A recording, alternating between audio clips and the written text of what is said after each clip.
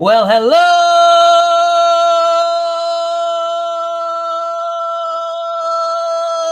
Shark, everybody. How's everything going? How is everyone doing? Are we doing A-okay?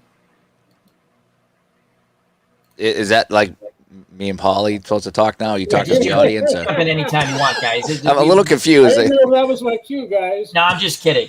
How's everyone doing out there in the chat? And we got Uncle Dave Gardner and Big Pauly. Big Pauly's World of Sports Sims. Link provided for his YouTube channel and Facebook group on the page in the chat. And of course, Dave Gardner, if you don't know his, I will put it there a little later, but you should subscribe to Dave Gardner's channel. Two excellent members of our wonderful community, our all-inclusive community. We have fun. That's what we're about. We get aggravated. It's what it's about. Yeah. It is what it is. Yeah. Especially if it's Did you say it's R-rated? No, I said we get aggravated. Oh, we get aggravated. We sure get aggravated. Sometimes I am R-rated. But no, thank you very much. We're going to be saying some hellos to people in the chat. Open mic kind of thing. I like to play off my guests. I consider them the real hosts, and I'm just the idiot thrown into commentary. That's what I do. That's why I love when I have people on. So, Big Pauly, thank you very much. Oh, I thought you were queuing up music, Dave. I thought we were going to do some music. No, I just adjust my lights sometimes in here. I like to set the mood. The mood. Do you know what I actually have that's kind of neat? Yes. I bought these cubes, and I can't see them here. What are they? They light up different colors. Let me see if I can do it. Oh, cool. So what I do sometimes is when I'm playing on the computer, I'm playing a space game. I'll put the blue on, you know. Oh, that's and then good. It's a little eerie. It's got different colors, and then I got a green color here, and I got a red. Oh, there's a better fit of you know what we should do, Dave? And it's got a white online. Stream it. I don't care on your channel or my channel. I don't care. Left 4 Dead. Oh yeah, then I would put on the green for Left 4 Dead. The green light's creepy. Yeah.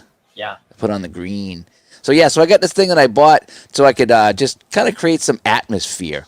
You know, when I played some games tonight. Yeah. So I don't use it much anymore, but it is neat. They were cheap, and you just press them on and press them off, and press on, press off. So the space games are great when you get the blue because it's just everything's blue in space. You know, we should play some Left 4 Dead. Oh my gosh, that was great.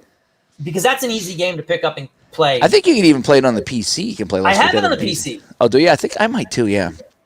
That was a fun game.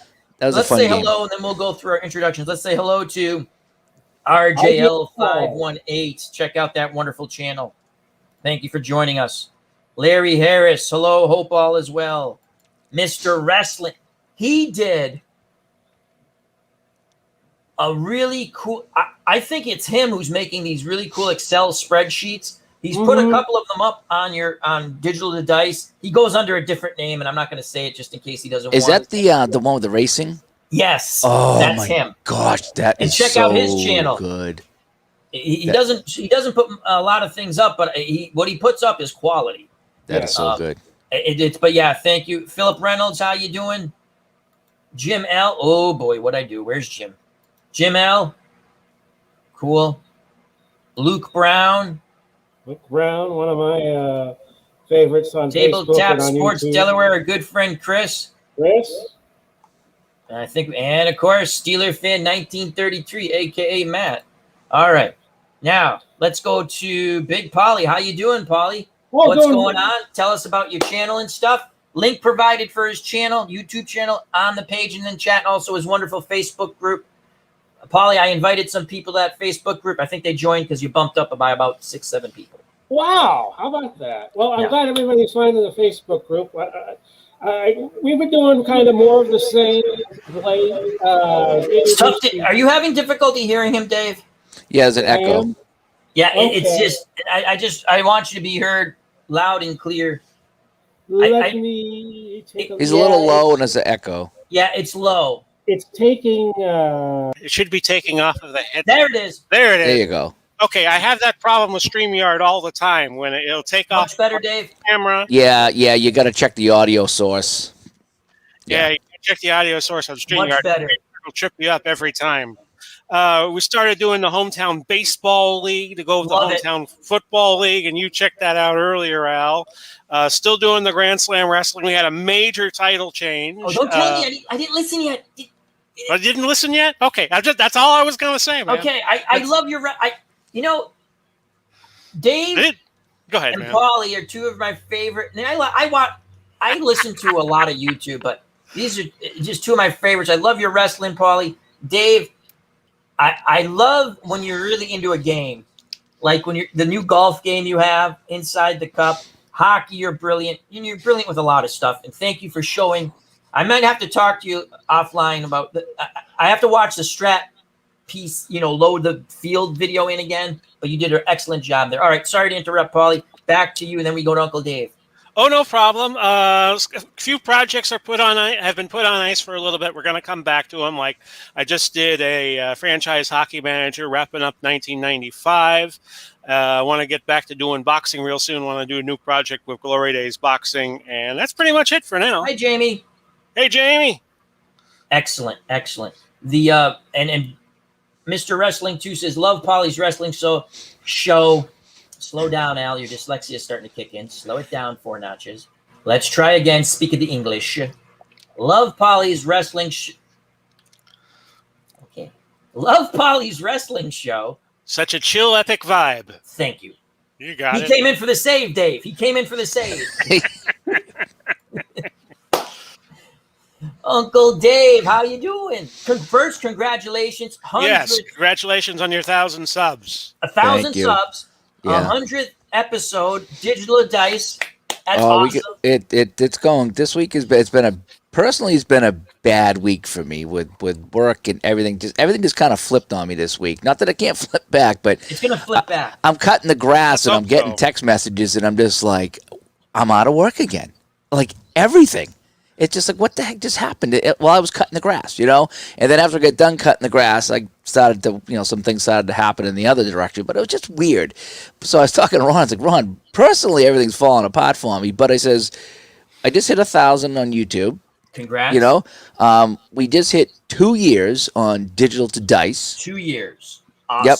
And in a couple weeks, we'll have episode 100. So my online life is heck of a lot better than my personal life, but we did the 2-year anniversary show. Great show. And again, we just put it out there if anybody wants to support the podcast to try to go another year. And again, support has been overwhelming. Some people that are new to the show have been so generous in just helping us defray the cost of the storage, because the first year was kind of fun, but now that we have 2 years of podcast, store that space. You have to store it. Yeah, so we pay like a storage fee kind of sort of. So we had to bump up from the first tier to the second tier because otherwise you start losing the old shows. The shows down you got to make space. And so we still got people that will write us and they'll be like, wow, I just found your show and I went back and listened to all of them. And that's not available if we got to cut costs and get rid of a few. Right. So I'd like to keep them all available as long as we possibly can. And if you want to check out how to donate, just go to the YouTube video. And we might actually put that up a little later, Dave. Actually, if you want to get that ready, we'll put that up now. Or if you can, I don't think you can do a banner on my thing, and I tried. I have no. I could send something in a private chat if you wanted to, but whatever. I mean, like I said, I did a video on it, and I think a lot of people here probably seen the video. Okay. And again, it's just if you voluntary, you don't have to. It's just if you'd like to help the show, pay for some of the stuff that we got going on, StreamYard fees, the other fees there. Sometimes we have to buy some stuff here for the computer or whatever. Great show though, such a wonderful thing for the community. I think a lot of people. I know a lot of people. I see the comments. I watch it on Spreaker. I listen to it on Spreaker. Then I go back and I listen on YouTube and vice versa. But you see the comments. People look for in the Facebook group page. People look forward to it. You and Ron do an excellent job. It is amazing. Occasionally, I get to go on it. I was talking to Ron. I don't know if it was this morning or last night, and the people that have been donating to the show are writing comments in. Some people are putting some long comments in, and it's. I had no idea. I'm expecting a tote bag. I know we got to get that going, but it's just like last year. It was funny. I thought it was funny. Last year we got some nice feedback, but this year it's like it's more involved. Yeah. You know, people are like sending us a donation and then like sending us an email, and they're like, and we knew after 1 year, it was okay, good. We did a year. It's going well. Yeah. This year, though, it feels more personal because a lot of people are sharing stories with us, and they're sharing that it means something to them, and they look forward to it. And it's like it feels like it's very more personal this year. We're a community. I don't joke about that. I mean, I'm probably the most pissy member of the community at times, but we're a community, and we do help one another out. That's right. We're unlike, let me tell you something, like the video game community, it's like cutthroat because they're it's what they do. Okay, I get that. We all want to get our subs, our likes, our views. We don't like, we get criticisms too. You guys talked about that, and it happens. But I think our community, we'll say the sports sim gaming community, but we have card collecting. We have other people who just do talk shows. Rob's Rules. I'm going to have him on. I'm actually going to be on his show at some point, and that should be fun. But it's a fun community, and I think you two gentlemen do a wonderful job for the community. And also Big Pauly. But the Digital to Dice, what I've noticed, again, people, I look forward to it. I don't just go there and hit the like button. I want to hear what you guys say. It's fun. Sometimes I talk to the computer screen or my phone and realize you guys can't hear me because I'm making a little joke. But it's just a lot of great stuff, and people look forward to it. It does a certain. You bring people on to talk about games. You bring people on to do interviews. You bring fellow YouTubers on, which is no one does that, Dave. No one. Well, that was the idea. Was that it wasn't supposed to just be about us, me and Ron, but it wasn't supposed to just be us and anybody who made a game and selling a game. It's like it was always to be about the community. Get somebody on. Yep. I get people that I've asked to come on that have done some long projects, and I'd love to have you on and just talk about the project. And these aren't game developers; they're regular players, and some people have not wanted to come on the show. So Larry Harris says, "Don't forget what it takes to keep Aunt Becky around for the show." And then Dave because I'm scrolling, I didn't agree. Dave goes, "Aunt Becky's royalties kill us." Here's Mr. Wrestling too. Yeah. I'm an avid podcast listener, and Digital to Dice is my favorite podcast. I'll put that in there. Never miss it. Often listen to it more than once. It's fun stuff. Well, I appreciate it. And, like I said, and what we talked about in the 2-year anniversary show is I had a specific goal in mind when I wanted to do this show, is because I was a video game player, and I used to listen to a lot of video game podcasts. And I was on one for 10 years. I know you were the Video Game Hounds. The Game Hounds. Yeah. Sorry. Yeah. Yep.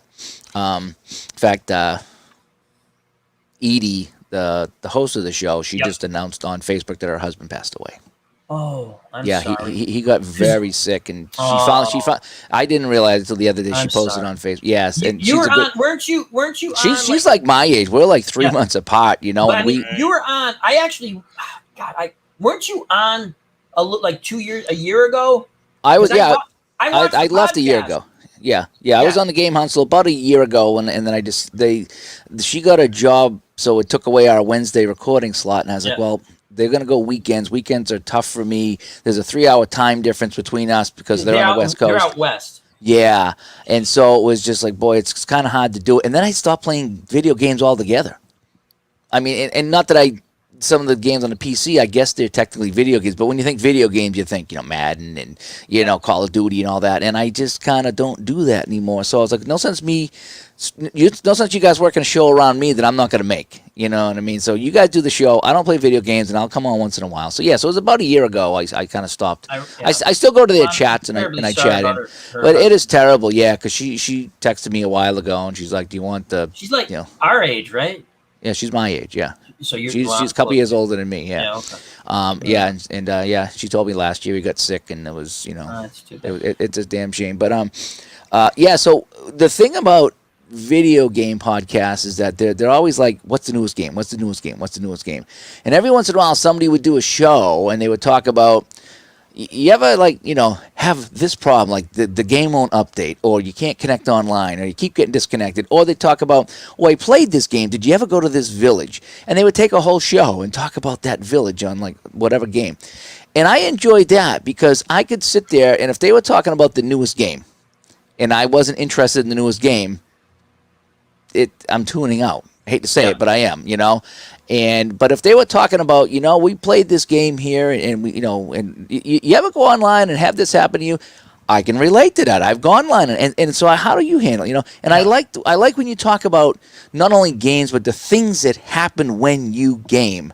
And that's what we need to talk about our experiences gaming, because that's what people will relate to. Because I know when you jump in the chat, I like to promote, or anyone jumps into my chat, I try to promote their channels or what they're doing. But I always say it is how do I put it? You talk about, you and Ron on Digital Dice, about sports gaming sim subject matter, questions, concerns, games. It's a lot of great stuff.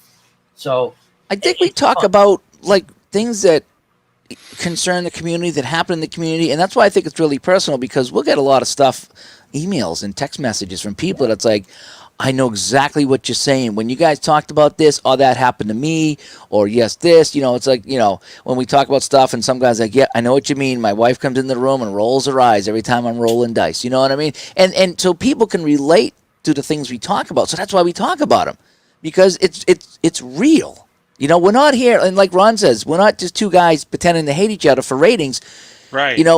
We're real. If Ron likes a game and I don't, we that right up front. If we both like a game, it. And but we talk about things that happen when we game, because it happens to us, And so it happens to other people. Hold on. Question for Big Pauly, Mr. Wrestling 2. Hey, Pauly, are those mantles behind you authentic?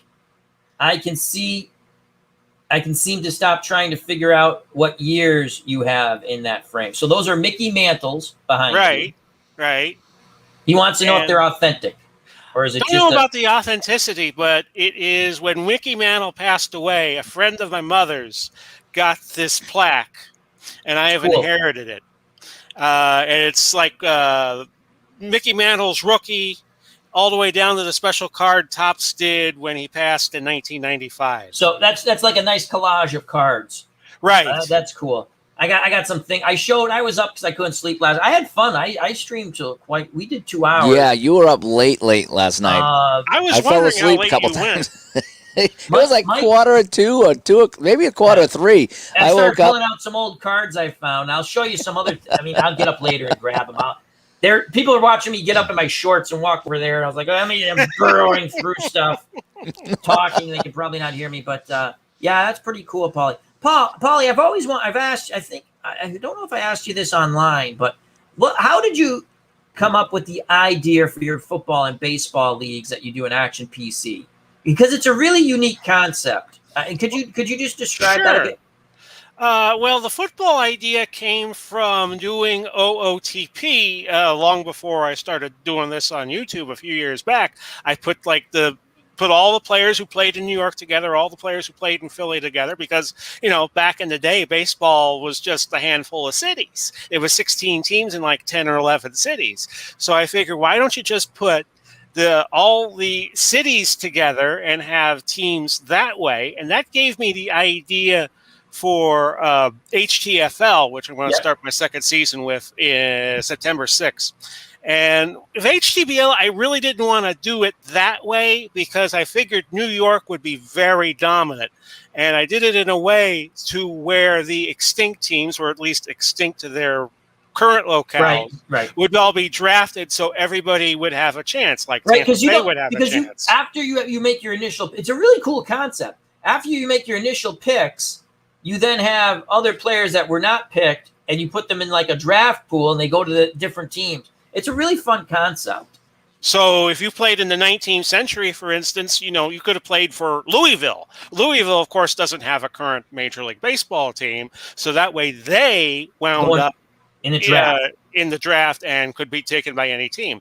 And the value of the players, especially the infielders and outfielders they weren't hitting home runs, but they were hitting 350, up towards the 375, 400 mark, and that made it even for everybody to compete. I listened to the Yankee. I'm not going to give it away because it was a fun game. Oh yes, the Yankee and the White Sox game, and let me just say the Yankee team. And again, they're not all New York Yankees, because again, it's like a draft league that stays within the city limits. Probably just explain, but that team is beast mode. And there's a funny thing he'll say about a player like, "My God, he's not even on the like he's inactive." Yeah, that's how good that team is. Like Mickey Mantle was not. That's the player. When that game was played, was not inactive. Yeah. May change in the future, but because DiMaggio and Mantle also played hurt for a lot of their careers, so maybe they didn't get the nod. Whereas, who is the center fielder? Combs. Thank you very much, Al. You read my mind. Like Earl Combs, he was a very consistent 300, 350 hitter back in the days of Babe Ruth. So, yeah. Interesting to see what the AI does with these teams. Yeah, because you let the AI pick the squads, activate. For the most part. Yeah. For the most part, I will do random draws of teams, and I will look at the team and make one move. Like why isn't this pitcher pitching? Why isn't this pitcher on the roster if his whip is like 950? And I would make a move, but try to simulate what teams' moves would be. Yeah, is why I do that. Very fun league. Highly recommend it. Check out Big Pauly. Dave, now let's talk about the hockey playoff project we all have been doing. People seem to like that. I'm enjoying it. What are the next games you're playing? Yeah, I need to do games 3 and 4 for both the Canadians in the Flyers series and the Bruins in the Islanders series. And then if it goes to a game 5, I'm throwing it back to you and Ron to do game 5. Is what we're going to do. Now, when it comes to the Stanley Cup, we'll probably all just take a game and play it from there until we get a winner. That's probably the best thing to do. But the last couple nights have been crazy. I ended up working Thursday night, Friday night, Thursday night, Friday morning, Friday night. I did like a whole week in 24 hours. That's how fast it changed. Yeah, it changes like that. Yeah, someone's like, "Can you work Thursday?" Yeah. Can you work Friday? Yeah. Oh, and Friday night? Yeah. So today, Chris I get up. will be joining us shortly. I'm going to be firing Mr. Chris from Delaware a link. So it's going to be a quadruple cast. So I'm looking at at play.com History Maker Baseball. Okay. Yes. In fact, one of the listeners. You guys talk. I'm going to send I'm going to listen. I'm going to stay on. I'm going to send the link to Chris. So are you looking into that? You think you might? Yeah, you could. You know why? Because I won't mention who, but we had a listener of the show that donated to the show on PayPal, and he says, "Here's my donation. Now pick up History Maker Baseball." Yeah. So I'm kind of stuck. I don't have to. I don't mean I have to get it, but I'm going to get it. I'm going to get it and play it. Golf. Yeah, I love the golf, and I love the racing too. And Ron thinks I'm going to really like the baseball because I'm just a casual baseball guy, and I got strat baseball, and I like that, and I like payoff pitch baseball. But he thinks because it's going to be so different that I might like it. So I'm looking into the question is, I'm looking into the fictitious leagues instead of getting $19.80, which would be like $39 on top of the $50 game. Oh, you're going to get the fictional league? If I got the fictional one, I'm looking at that, right? The newest one, the 2021 fictional season, it's only $14 for the PDF, and it says over 300 players. Now, the other one had 900 players. So, I mean, I don't know how many teams I could put together with 300. Not that I could play a full season anyway because I'm a casual guy, but I'm wondering, should I get the 900-player season or should I get the 300-player season and just keep it simple for myself? 300 would be 12 teams because you'd have 25 players a team. 900 would be 36. If you got the 900, what you could do is a draft, like later on, say guys, if you played enough, you could say guys get old, this guy goes in, so on and so forth, you know? So I'm trying to, forget about that. I thought I said fictional. You did say fictional. You did. So LH, you said fictional. Don't troll. So I'm trying to figure out, do I want to, because you hate to buy it and love it and realize link, Chris. Just like I wish I got the bigger season, but maybe 300 players is fine. I mean, I don't know if they divide it into teams. I don't know if it's just a whole bunch of dudes and you assemble the teams yourself. I don't really know how the fictional's done, So I don't need a 28-team league because I'll never do it. But I mean, is 300 enough to really put together some teams and maybe, the fictional set comes with 12 teams. Thank you, Glenn. So is that the new one, the 2021 season, 12 teams? Because to go from 900 to 300 is a big deal. That's a big jump in players, So I'm just wondering, and that's a lot of cutting too, because those cards are tiny on the play games. Is History Maker the game where it's words? Yes. Yeah, it's like, is this guy a sad sack? Did he have oatmeal for breakfast? And that. Is Dave Kingman an a-hole? Yeah. Oh, Glenn, let me ask you this, Glenn. When you get the cards, are the team names on the cards, or do you just get all these players and then you can assemble your own teams? So, in other words, if I get 300 guys, are the teams done, or can I move guys around, or So I'm trying to figure out like what's the. He says those cards are the same as golf. If that answers that. Oh, they might be a little bit bigger than the hockey then, because the golf was bigger than the hockey, I think. So I'm just trying to figure out, like I say, what I'm going to get with that. Am I just getting all these players with suggested teams, or the teams printed on it? That's the thing that I want to know. Like, is it going to say like Boston, or is it going to say Larry, like the Freebirds or the Dragons? Yeah, or Larry Harris regarding the teams. Yes, the fictional is 12 teams. I have History Maker, and it's fun. The teams are listed on the cards. The teams are listed. Okay, Larry okay. Harris, So the teams are already made. Okay. So so what's up with the set that has 900? If you get 900, what do you do with that? I'm that guy. I thought it was gonna be I'm that girl. Like, remember the show That Girl? That girl. Marla Thomas, yeah. Yep. Was that Sally Field?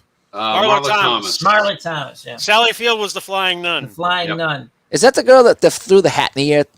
That girl. Mm-hmm. Yep. And she's walking. She took off like the crochet hat and she threw it. Yep. She like. No, I think that's Mary Tyler Moore. Oh, yeah, it could be that one too. Could be both. We're gonna make it on our own. Yeah. Mary Tyler Moore. Wowzers. That was okay because Ted Knight was on that show.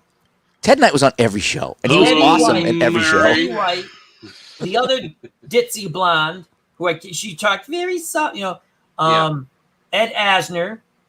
Oh, Jeebus, yeah. Yeah, but Ted Knight, was he the weather? I'm trying to remember back. I think he was the weather guy. He was the anchor, Ted Baxter. He was the anchor? Mm-hmm. Okay. Who the hell was the weather guy on that show? Oh, boy. But that was, that was not a bad show in the day. No, it wasn't. Well, there wasn't much else on in the day. No, you had 3 channels. On in the day. You had your 3 channels. So, Chris, how are you doing, my friend? I'm doing good, guys. Glad to be back. Good Congratulations to see you guys on your here. 1,000 subs. Why, thank you very much. Congratulations. Yes, awesome. I like your traveling. You do those in the morning on the way to work. Yeah, on the way to work or on the way back. I just figured, ride along, give people another reason to sit there and for whatever strange, odd reason, just listen to my voice. I don't know. Got to get a life, people. People enjoy it.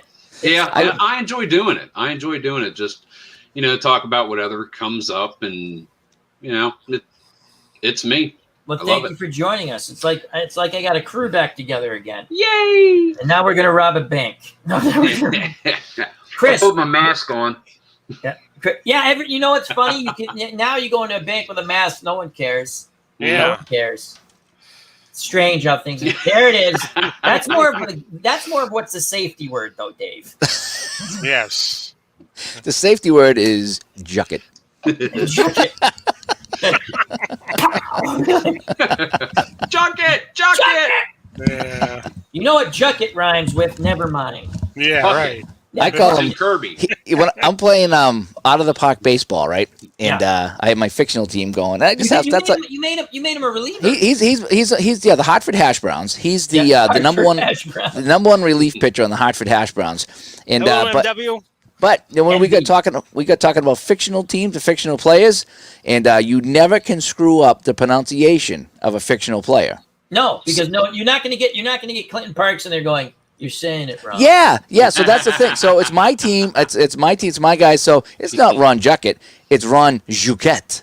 Ron Juquet. He's from France. He's Ron Juquet. He is a relief pitcher. I throw you a stinky slider. I throw you the slider of stench. It is not C, it is we.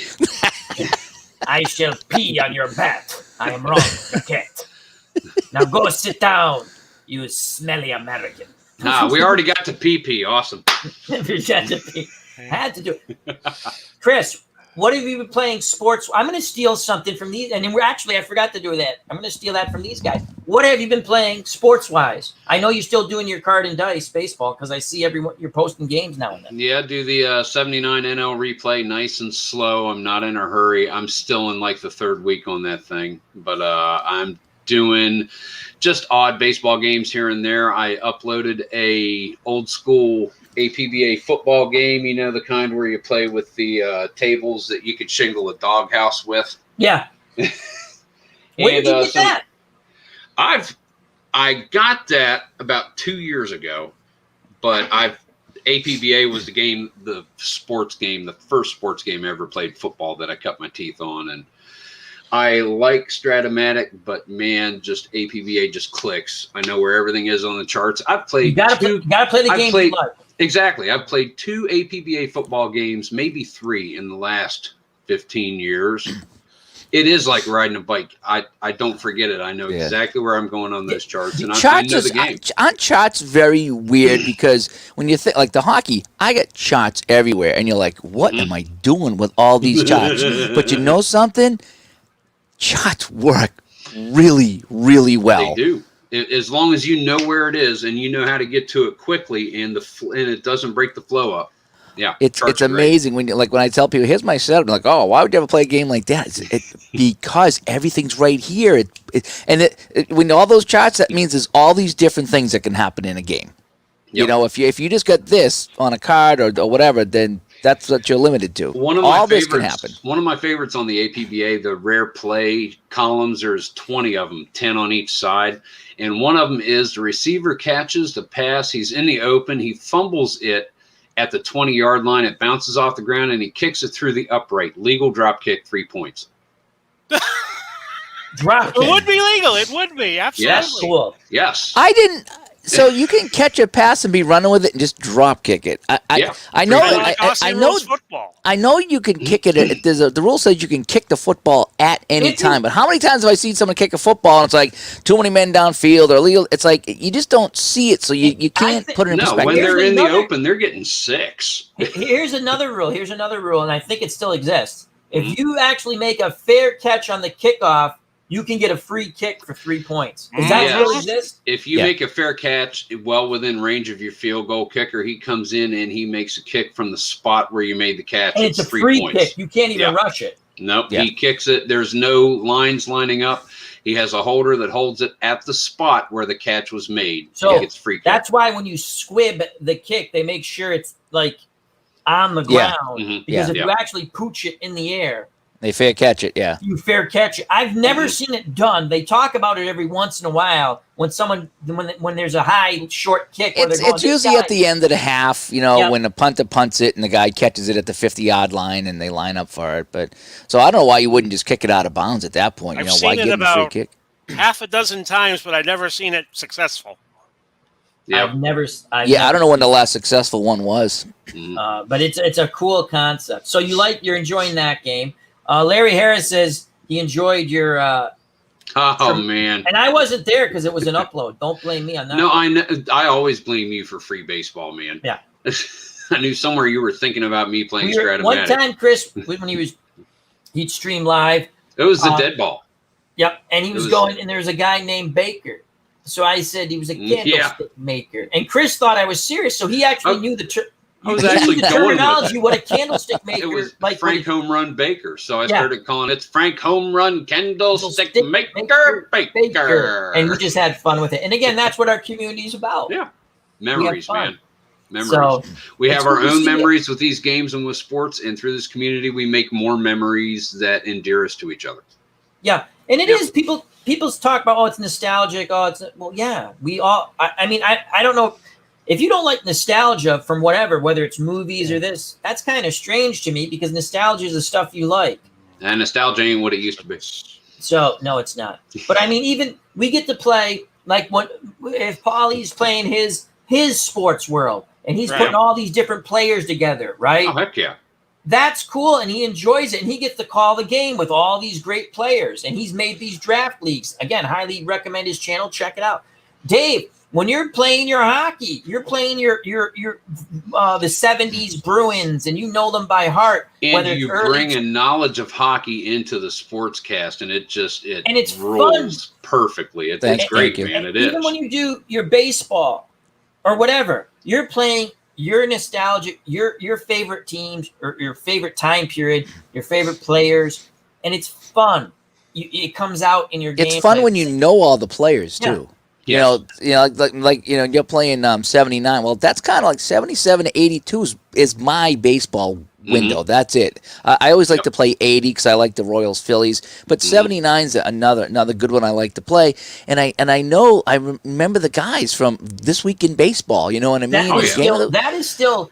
And there's nothing like looking at the table and going, I know all these guys. Now, I might not know what they look like or the color of their hair, but I know all their names. I can picture their baseball card or their hockey card. And when you do the game, it's so personal because it's like, oh, I remember this guy. Yep. I remember this guy. I remember this guy. I know that I went to that Pirates-Giants doubleheader in 1982, and Jeffrey Leonard broke my heart with a home run in the 10th inning, and we lost a game. When I'm playing offline, if I'm playing baseball, whether PC or tabletop, whether it's Pine Tar or Stratomatic, because that's what I play most of for tabletop baseball. I actually have, I recorded off YouTube the This Week in Baseball, the two versions. Remember they had one version, then they went to the other version. Well, someone put them both together. It's like 3 minutes all together. I just run it in a loop when I'm playing, and I can see the highlights. You know, like when they're at the end, the guy leaping over to make the catch over the wall. Freddie Lynn hitting the home run. They show that one when he was with the Angels, mind you, and that wins the All-Star game. It was one of the All-Star games that wasn't a blowout when I was a kid for the American League. But I can see all the highlights. I can see guys running the bases. I can hear the voices. Yeah. Well, Ron's always told me, when I was going to get the hockey game, he says, get a season you will enjoy. Yep. Right. And I'm to this day, I think if I didn't get that season, I don't think I'd enjoy the game because I'd be playing with teams that I know some of the guys, but when I could play, the Blues and the Penguins that have Lemieux and Yager, and know everybody on that line, and then look at the Blues and you got Hull and Oates and Shanahan and Curtis Joseph. And that was a great point you guys made about getting a game, get a season. That's what I tell everybody now. When they're like, hey, I want to try this game. It says, make sure you buy. Well, it's cheaper if I do this. Make sure you get a season you like. Play the people you know because you'll be much more patient with the game. It'll be more fun when it happens. And I think you'll give the game more time to learn it. I just want to mention SGJ Jamie. I'm pretty sure he did. He's talking about how he loved This Week in Baseball with Mel Allen. He actually used to do it every once in a while with Action PC highlights. I did see that, yeah. Yes. It is. I remember that. Awesome. That was great. It was good. I don't remember. I don't think his channel's SGJ Jamie. It could be. I don't remember. But I'm positive this is him. He's on the Facebook group with another name. But again, I'm not saying it because I don't know. But I'm pretty sure he did a couple of videos where he did the Action PC highlights to this, and he did it as This Week with him talking. Like, it was freaking awesome. Highly recommend. Hope he does a few more of those. That was awesome. Oh yeah, but so much time goes into making a video like that. I'm just like, that is amazing, but I can imagine it took you all day, and that's why I kind of like to do the live thing because you don't get to sit there and chop. I mean, final production is great. It looks good. Everything's good. It's just the way you like it. But boy, it takes some time. I'm going to tell you something. It never came to fruition because I got frustrated. I put 6 rounds together of a fictional Rocky Marciano, Ingemar Johansson fight. And I did the sim engine, so I already knew who won. I used Title Bout Championship Boxing PC.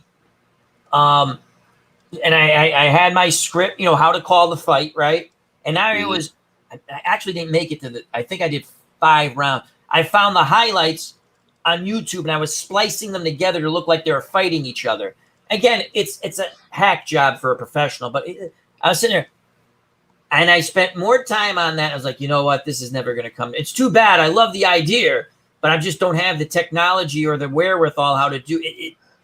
And I was trying. This is funny because I was trying to find videos Do you remember when ESPN used to do the fake football games? Like the Green Bay Packers of 1962 against the Dream Bowl. Yep. and they would clip the highlights together. Mm-hmm. And so That was again, brilliant. I was trying to do a really bad job of that. Yeah. And so I was trying to find obviously I was not going to use Rocky Marciano fighting, say, Archie Moore or because of the it's two Caucasians fighting each other, him and Johansson. So I'm trying to find these highlights and I'm splicing them. When I say splice, it's because they have that edit manager in YouTube, and I'm using that. So imagine how long it took me to get 5 rounds. And I'm sitting there going, and I'm watching, and I had a good time with it. But it's like, yeah, that's never going to come. It's something, it's just, we lost Chris. I think he was having bad weather. He'll be back. But yeah, I was trying to do that. Larry remembers the Dream Bowl. I vaguely, now that you mentioned, I vaguely remember that. Yeah, and they would just pick a team to win, Yeah. So Steeler fan 1933. Oh, Chris is back. There he is. Weather. Now, button. User error. Pilot error. Steeler fan 1933, aka Matt says those videos were awesome. They were wicked cool. SGJ Jamie, same channel. It took about a week plus to edit. Also had to film every game to get the highlights. Really fun. Glad people enjoyed. It was awesome. You know what? It was. If you get the football game, Pro Strategy Football, it does the highlights for you.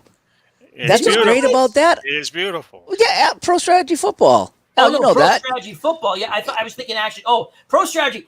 Yeah, you can go and watch all the highlights, and that is so fun. Football. Again, am I a proponent? Yes, I like the game. I get to see uniforms. I get to see little guys running around.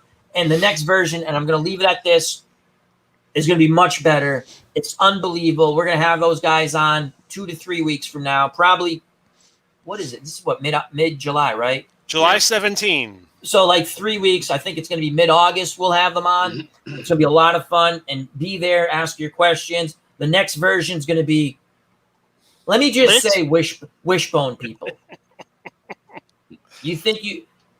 I can't wait for my crazy offense that I'm going to play with the 1976 Tampa Bay Buccaneers. We're winning at least 4 games with the whack job offense I'm going to play.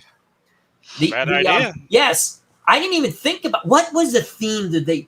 Oh God, the football used different music though when they did they had some really cool weekly football shows back in the day. They had this game of the week. With Tom Brookshire. Remember Tom Brookshire, Pat Summerall? That was this week in the NFL. Tom Brookshire and Pat Summerall. You can see Summerall's hair turning gray as the years go by. Harry Callis did the game of the week. Mm-hmm. Sometimes it was one game. Most of the time it was one game. Every once in a while, one game, 20 minutes. Again, I'm getting so excited. I got goosebumps. But back in the day, there was no cable TV. At least for me, because it wasn't even where I live. So you saw this is and Dave will probably nod his head, except you might not have seen Patriots games where you live. They might have been blacked out. Oh my God! Yeah, a lot of times we had to go to some place and listen on the radio somewhere. Yeah. So what we got, I was far enough away from Foxborough. We got Patriots games, Giants games, and then you get the 4:00 game. Mm-hmm. And then the NFL does a good job. They're giving you a good 4:00 game, right? And you get Monday Night Football, okay, which was huge because you didn't see these teams. Yeah.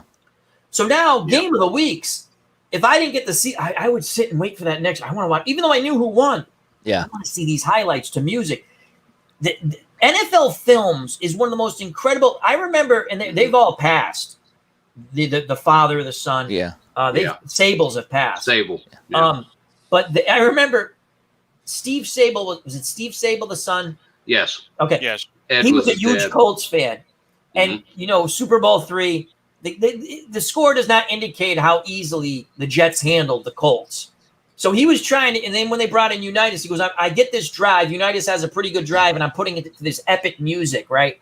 And it's really doesn't really matter, but we made it epic, right? Yeah. And let me just tell you something. He's whistling. I have goosebumps because I can see Johnny Unitas, and then they go, the old master. Yeah. You know, how they freaking awesome. You remember Monday Night Football when they used to show the highlights from Sunday? right? The Howard Cosell used to describe what happened in that clip, Yep. and I heard a story and people were like, okay, say what you want about Howard Cosell. He was very good at what he did. We would come up to Howard Cosell and say, look, we need a minute 20. The highlights are a minute 20. And Howard, without any clock or watch, would do a minute 20 Like and that. be done like that. And he just knew Incredible. when he was that good. Just tell me when to go. Oh, that's pretty cool. And then here's a question. Tony Martin, has anybody heard of Cactus League basketball? I've Yes. heard of it. I've heard of it. I've not played it. No, I haven't either. No. I think I played it once or twice around late 90s. It was a game that came out, I want to say early, mid-90s, did basketball, college basketball. Didn't do it as good as Hafner did it, I didn't think. No. I love Lance Hafner games. Big time. I love being able to create the teams that they didn't offer with their formulas and just play everybody. The thing I you would might- spend 3 weeks making however many seasons I wanted to. You and might go at like, it. and again, I don't mean to plug it, but I like Pro Strategy Football. You can make your teams. You can change your ratings if you don't feel they're correct. I think the ratings are pretty good with what have done. They've done an excellent job. But you can make teams, and you can do it. There's a way to do it with a spreadsheet, or you can do it like I'm creating college teams. I'm hoping to get enough college teams that I can send it to them and they can put it up so people can download it for free. I've made 5, but I think I'm going to go. It looks like people, because Mike in the truck did a poll, people like seasons from the 80s. So I think I'm going to do about 10 to 12 college teams, top-notch college teams from the 80s.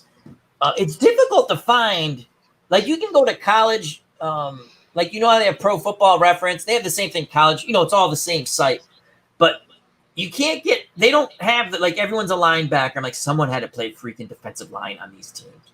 So I go to different sites and use stuff to try to figure that out. But yeah, you can make your – it's fun making your own teams. That Lance Hafner, you have to play that with a DOS box, though, correct? Yes. Okay. Yeah. Now, how do you get that? How do you get that DOS box? I had it on my old PC. It just there's places where you can download it, and then you get the old DOS window where you got the C drive and go and put the disc in. I've got it on CD Hi, now. SDG. Don't have it on the floppies anymore, but I got it on CD, and I can just every once in a while I'll whip out the old laptop because Windows 10 doesn't like it. And Windows 10.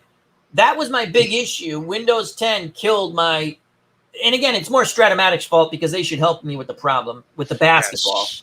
Mm-hmm. And I'm not going to get into that. I'm just saying I miss playing I can play it on my old computer that's slowly dying. You know how sick I am that I like that game? I'm like talking to Teresa. I'm like, I'm going to get you a gaming laptop because she likes to play. The new Diablo's coming out. That's going to be fun.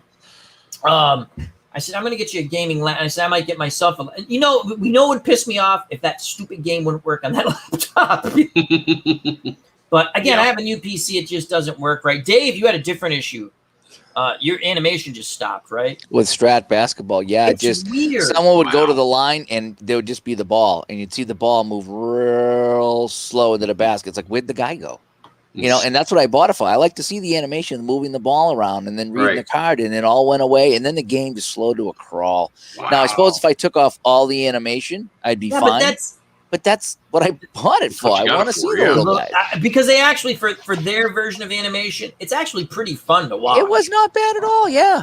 You know, it doesn't have to be smooth. It's just fun to watch. It just, you get the ball moved, you can see it pass around and then go to the net. And then before I forget, all the guys disappeared. Dave Cook football game and football seasons are on sale, I believe, this weekend. I believe it's all weekend. So check that out if you want. So, what else is going on here? And Dave Koch has football seasons going back to the start of the NFL, too. Yeah. You can get a season like as far back Here's as another like thing I recommend. Every once in a while, if you're checking out the Dave Cook site, Action PC, I used to say Dave Koch until I think it was Ron and we had the guy from the golf on, and it's Dave Cook. It's Dave Cook. I thought it was Koch like the mayor. Yeah, New York, but it's Cook. So I always check out the freebies, and I'm going to tell you why. Every once in a while, he'll throw a ton of freebies up there, and you just have to spend $10. Check it out. Sometimes I'm not lying, sometimes there's 5 to 6 freebies on the bigger sale. When he has his big sales during the year, it's incredible. Again, that's if you like those games. I'm not telling you to go buy those games. I'm saying he has a sale.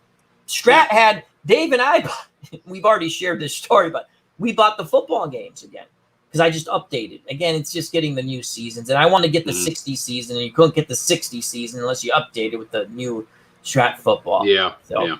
But there's they redid 19th, or they're putting 68 back out there again, card and dice, which I already purchased. And then there's Pine Tar Baseball has their new great team set too that Kurt Berglund worked on. I got that on PDF. So I got some stuff coming up on the channel. Uncle Dave, what is my favorite Planet of the Apes movie? What is your favorite Planet of the Apes movie? I was going to go in a different direction, but I like Planet of the Apes. I'm going to tell you the one that grew on me, and I've talked about this before. The first one, still my favorite. Charlton Heston, Taylor. The third movie, Escape from the Planet of the Apes, as I've gotten older, because as a kid, I was like, there's not enough action in it, right? But as I've gotten older, that is probably my second favorite one. It's just... the one I like is the one when they went into the city and they were getting... they had all the computers in there in the underground city that was destroyed. And I forget which one. Battle for the Planet of the Apes. Battle, yeah. That's the last one in that version, in that five movie. That's actually a good. That's the one where they cut the budget to the lowest, and that's where you see a lot of the. But that was they go to the underground city, and he wanted to see his parents. He had the video going. He's like, "That's my father," playing on the video. It was one of the apes saying, "That's my father." Yep, that's that. Yeah, and anything that they showed the destroyed city and they went into, I kind of like those. Those are fun. I've always enjoyed. But ape is killed ape. That's the one. That's the one. That's the one. Do you know who it was? Claude Akins played the guy who killed Caesar's son, the gorilla Claude Akins, who was from he was in a ton of westerns, and but he was like Lobo. What the hell is that? BJ in the Yeah, I know who you're talking about. Was Moving he was like the sheriff in BJ and the Bear, which was a ripoff of Smokey and the Bandit on TV. Yeah. BJ McKay and his best friend Bear. Yeah. The best thing is no property tax. I remember, do you remember Tales of the Golden Monkey? I'm not into those kind of movies, but if you are, we're not going to judge. Yeah, okay. Hey, listen, it's okay. You want to talk about, it was a ripoff of Raiders of the Lost Ark. I mean, a literal ripoff of the Raiders of the Lost Ark. Chris. Oh. So sorry, Al. And it's not that type of movie. It wasn't Golden Showers from Golden Monkeys. Oh my God. No, that was in midget goat porn. Yeah, midget goat porn. It's good stuff. Yeah. Don't watch it. They all say that. We have digressed. It is now 10:57, so it's before the bewitching hour. Yeah, it's early. We digressed to midget goat porn. What's next? Oh, yeah, he says, yes, it was Indiana Jones. Yeah, he remembers Tales of the Golden Monkey. They had a dog. Yeah, that's getting. They had a dog that had an eye patch. It was a terrier. You know what was great? Do you guys ever watch Lancelot Link's Secret Chimp? Yes. They talk like this, right? Dragon woman, I'm coming to get you. Wow. Oh, that was great. That's way back. That was so good with the chimps. I remember that. They were reruns. Wow. Oh, yeah. And they had like all these outfits on them all. Lamp, what are you doing? Brad. Hello, Brad. Night Stalker. Yes, Night Stalker. I love Night Stalker. Creeped me out as a kid. Creeped me out. Night Stalker. Night Stalker, Gavin McLeod. He was in The Natural. He played the gambler, the bookmaker who was trying to fix the games. Yeah. I was a big Night Stalker fan. There's only one season, and they stopped it before they even finished it. It was like supposed to be 28 episodes. He quit the show because he hated it so much. Go look up. There's some really interesting stuff. I'm just going to share it because he brought it up, and it's a lot of interesting stuff. they did the made-for-TV movies first, which I got mixed up because I was looking for what I thought was an episode. Like, no, there's a politician who's a vampire. It was wicked cool, I'm telling you. And I couldn't find it because Netflix had it on for a while. So then I went on YouTube. Lo and behold, someone posted that it was a made-for-TV movie because it's based on a comic book. Again, I didn't know this stuff when I watched it. But I watched the made-for-TV movie, and when I remembered it back, I thought it was that's how they came up with the show. They did like 2 or 3 of these, and then they came up with the show. He initially liked it, but you can only have so many things, and it just became, to him, Monster of the Week. And I guess Gavin McLeod, again, from what I read, he's also the father in A Christmas Story, Gavin McLeod, okay? I guess he can be difficult to work with. So he hated the scripts, and he would tell them, this is crap and this and that. Oh, that's too bad. It used to creep me out. I remember he was in the sewer in one, and like there was a monster in the sewer, and he like took his camera, took the picture, and he's like taking off, and he's hearing the monster chasing him. Take his camera away? They wouldn't let him do the photo. We got to keep things on the quiet. Yeah. One of the best ones was early on. It was Jack the Ripper came back, the spirit of Jack the Ripper, and that was good. But the vampire one, the made-for-TV movie, that was the cops come in. I'm trying to remember how it went.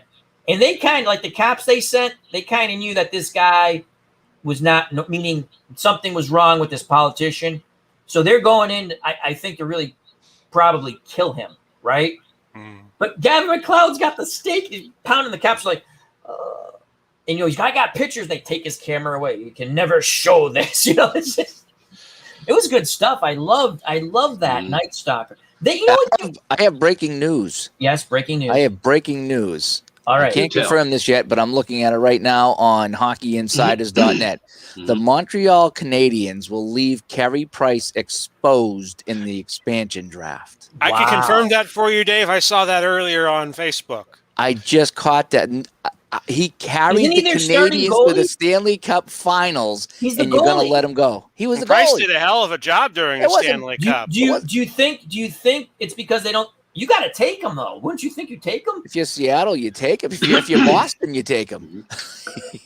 I mean, look what Vegas did. They drafted a very good goalie in their first year. They almost made it. They took it all. Yeah, and they've gone deep into the playoffs every year. They've had that guy. Yeah, Fleury, I think his name is. Fleury, yeah. Okay. Holy crap! So I thought Seattle's getting the steal of a century if they pick up Price. And who are they going to keep for their goalies though? And unless they have somebody they're grooming, was the talk. I don't know if you get rid of a good goalie. A good goalie carries your team in the playoffs. Wow.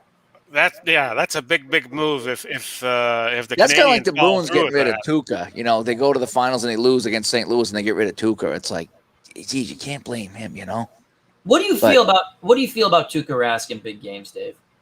You're the hockey guy. I have an opinion. I won't share it because everyone's going to yell at me. I feel the same way about Tuukka Rask as I do about Gostkowski, the kicker for the Patriots. You can't argue with the numbers, but doesn't something just when you watch him, like when you need a kick, Gostkowski can't deliver. When you need a save, Tuukka can't deliver. It just feels that way. And then that's my feeling. People sit me down and say, "Look at all the numbers. Tuukka's number one. Look at Gostkowski. He's the best kicker in the league." Blah blah blah blah blah. I'm like, why is it in the Super Bowl he misses extra points and field goals? When and the other kicker doesn't. That supposedly he's better than. And Tuukka the same way. It's like you just like him to steal something, and he plays fine. And his team might lose, not because of him, but it's like the NFL coach. The NFL coach that gets his team to the playoffs every single year, but they never get out of the first round. And it's just like, I know you get us to the playoffs, but we need to go further. And it's just like, well, what more can I do? I got you to the playoffs 15 years in a row. Well, even like the NFL coach that gets his team to the Super Bowl for 4 years in a row and can't win. Marv Levy. Then Bud Grant with the Vikings went not in a row 4 times. Not in a row, but and Bud Grant was a very good coach. Yes, I love Bud Grant. Bud Grant's one of my favorite coaches of all time. Yeah. I feel bad for those. You know who I felt bad for, and it's funny. Bum Phillips? I'm sorry. You felt bad for Bum Phillips? I like Bum. I love Bum Phillips. Bum Phillips. Danny White, because he used to catch so much grief. Yeah. He took the Cowboys, and the only reason why it comes back to me because last night I found Nurse Teresa was cleaning the cellar. I was just moving stuff over vacation. She was cleaning it. But she goes, I found these other football. She found a ton of my football cards. Like I was in shock how many football cards I actually own. I was like, oh my God, I remember I bought these. But I had like stragglers too that you just pick up from your friends, or for my brother, I buy random packs. Remember how fun that was buying packs of cards, right? Danny White. And I sat there, I was telling her, not that she wanted to hear, and I told her, you know how I babble on, right? Sports Research is like, okay. No. We talked about Danny White for a half hour at lunch today. Exactly. Yeah, exactly. So you don't say. Yeah. Tell me more about this Danny White. Yeah. Mm-hmm. Yeah. And then as she's like, and I was saying, they went to the NFC Championship. Eagles, Niners, Redskins. Yep. 3 years in a row. Quarterback. Yeah. And he catches so much grief. And there's somebody else that exact same stretch, Dan Fouts, in the AFC. Yeah. You're right. Lost to the Bengals, lost to the Dolphins, lost to the Raiders. But people love Dan Fouts. But the Dolphins weren't the AFC Championship game, though. But yeah. When David Woodley was in his second year and they went and lost to the Redskins 27-17. Yeah, the Jets. It was the Jets played him in the AFC Championship game in the Mud Bowl. It's Mud Bowl 2. Down in Miami, it rained. They beat him 14-0. AJ Dewey batted a ball up. Richard Todd picked it off. He went for the touchdown. Mm-hmm. Yep. That was the AFC. They did beat them in the playoffs, though. Yeah. That was, I think, was that the game? No, that was the prior year. The prior year was the great game, and then they went to. Yeah, you're right. Fouts, he did lose. Those were fun teams, the Chargers, man. Oh yeah, man. You see all these, like, they go 4 wide, 5 wide now. Chargers didn't have to do that. No. They had running backs who could catch. They had a tight end who could catch. They had Chuck Muncie. They had James Brooks in the backfield. You had Kellen Winslow. You had Charlie Joyner. Later, Wes Chandler came up from New Orleans. I mean, because Eric they Coryell, traded away John Jefferson.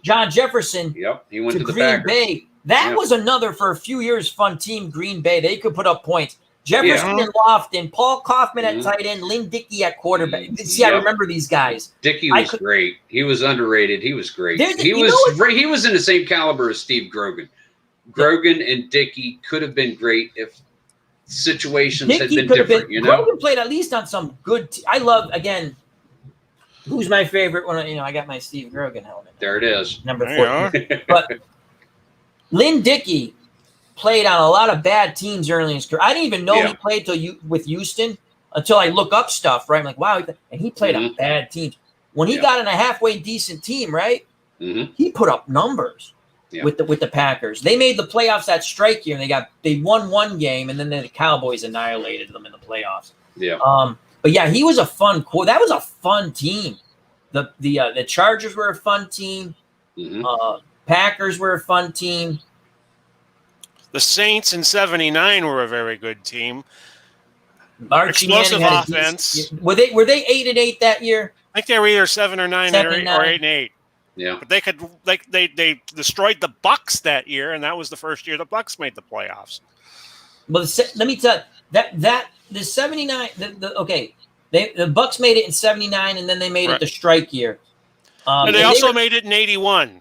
And Dallas creamed them. And Dallas creamed them like 38-0. 38-0. Yeah. So they made it 2. Okay.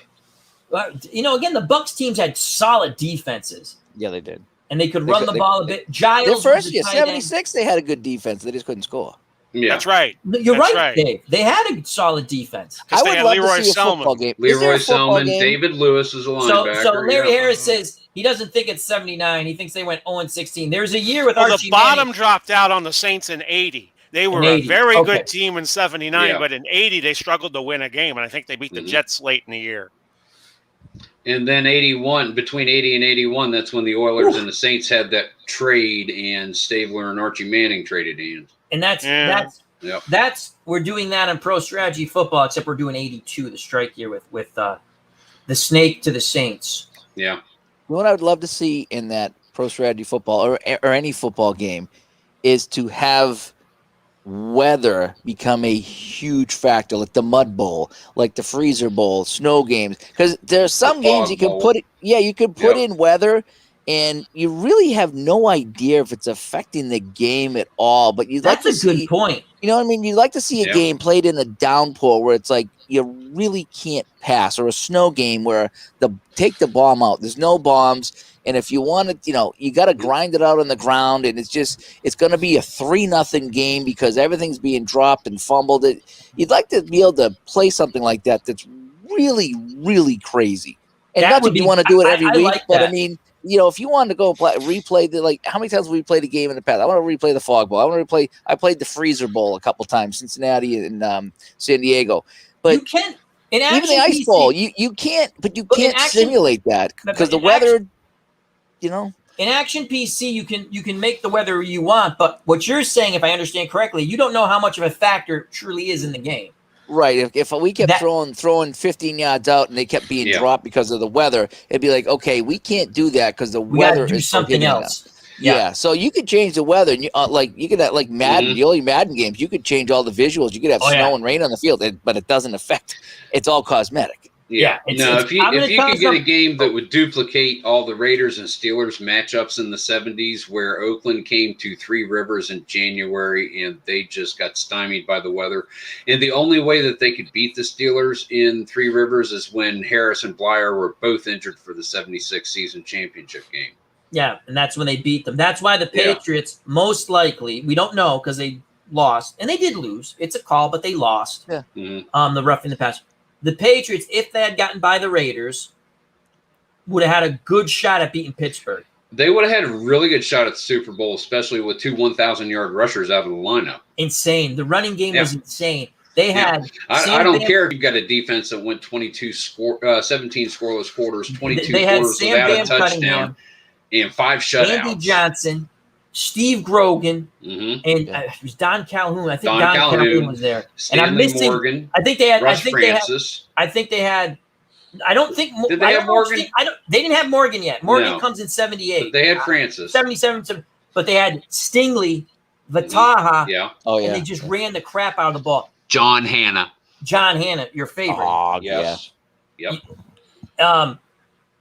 Andy Johnson could catch the ball in the backfield, was outstanding. Sam Bam Cunningham could catch the ball in the backfield. Man. Don Calhoun was a human bowling ball, right? And Sam Cunningham could drag people with him like Franco did. I think they still had Ike Forte. I think it's Ike Forte.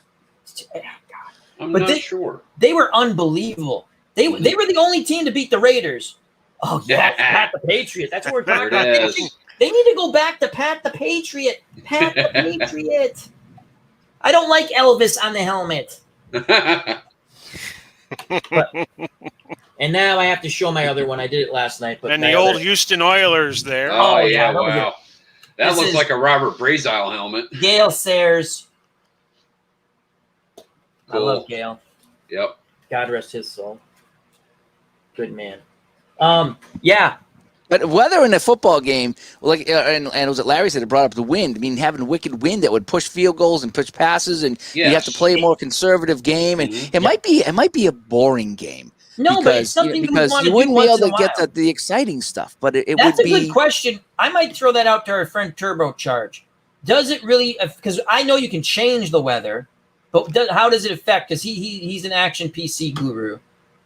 That's a good one to email to him. The colder weather might make a game more low scoring in Action. Oh, absolutely. Absolutely. I agree. But rain and snow, it really isn't factored in all that. I tell you what, but I think it would be fun to play like the Mud Bowl from the mid-70s. I think it is 77. The Rams-Vikings game, yeah. With no Fran Tarkenton because he broke his leg, having one of his best seasons at the end of his career. That's why he came back in 78. Because he didn't want to go out with a broken leg. Yeah, they had Bob Lee quarterbacking them. And you're right. And the Rams beat them. The Vikings beat the Rams, who were heavily favored at home. It was a torrential rain. You can go. I'll bring up the picture. Because I can share it. It's the Coliseum and it's mud. It is. I'm going to find it right now. You guys talk, but yeah, that would be so. And cool. They didn't have tarp. They didn't have tarp. No, for the it's game, mud. so it it's turned into like a when mess. you played as a kid. It was muddy out. And you're like, yeah. But we'd go to a neighbor's house and water down their yard, and I'll tell you what, all the parents in the neighborhood were mad at us for like 2 or 3 weeks. Oh yeah, you just tore up their yard and then traipsed it into our houses. Yeah.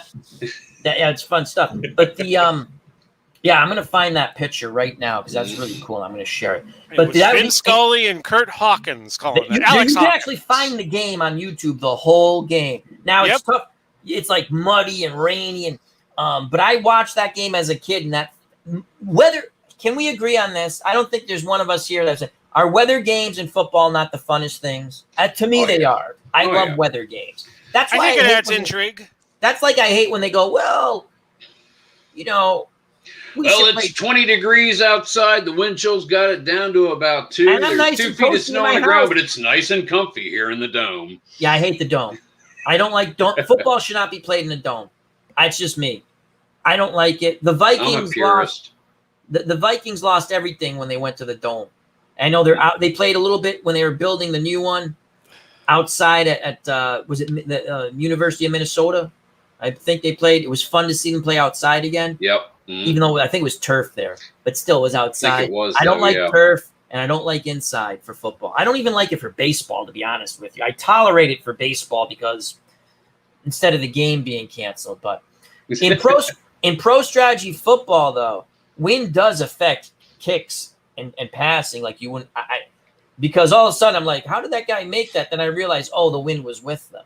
Mm-hmm. But it doesn't matter, like Uncle Dave says. Anyone who watches my or any football game I play, they root against my kickers. They just want to see me go. You know, I sit there and go, 87% chance. Well, that's damn good. I'm going for it.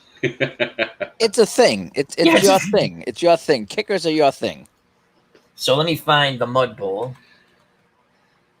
Hope everyone's doing well out there. I'm so happy that there are people here joining us. I'm happy to have our four illustrious guests, Big Pauly, Dave Gardner, and Tabletop Sports Delaware, our good friend Chris. Glad everybody could come in. Bears Den, Larry Harris, Midlife Crisis, SG Jamie, Steelers fan, brother.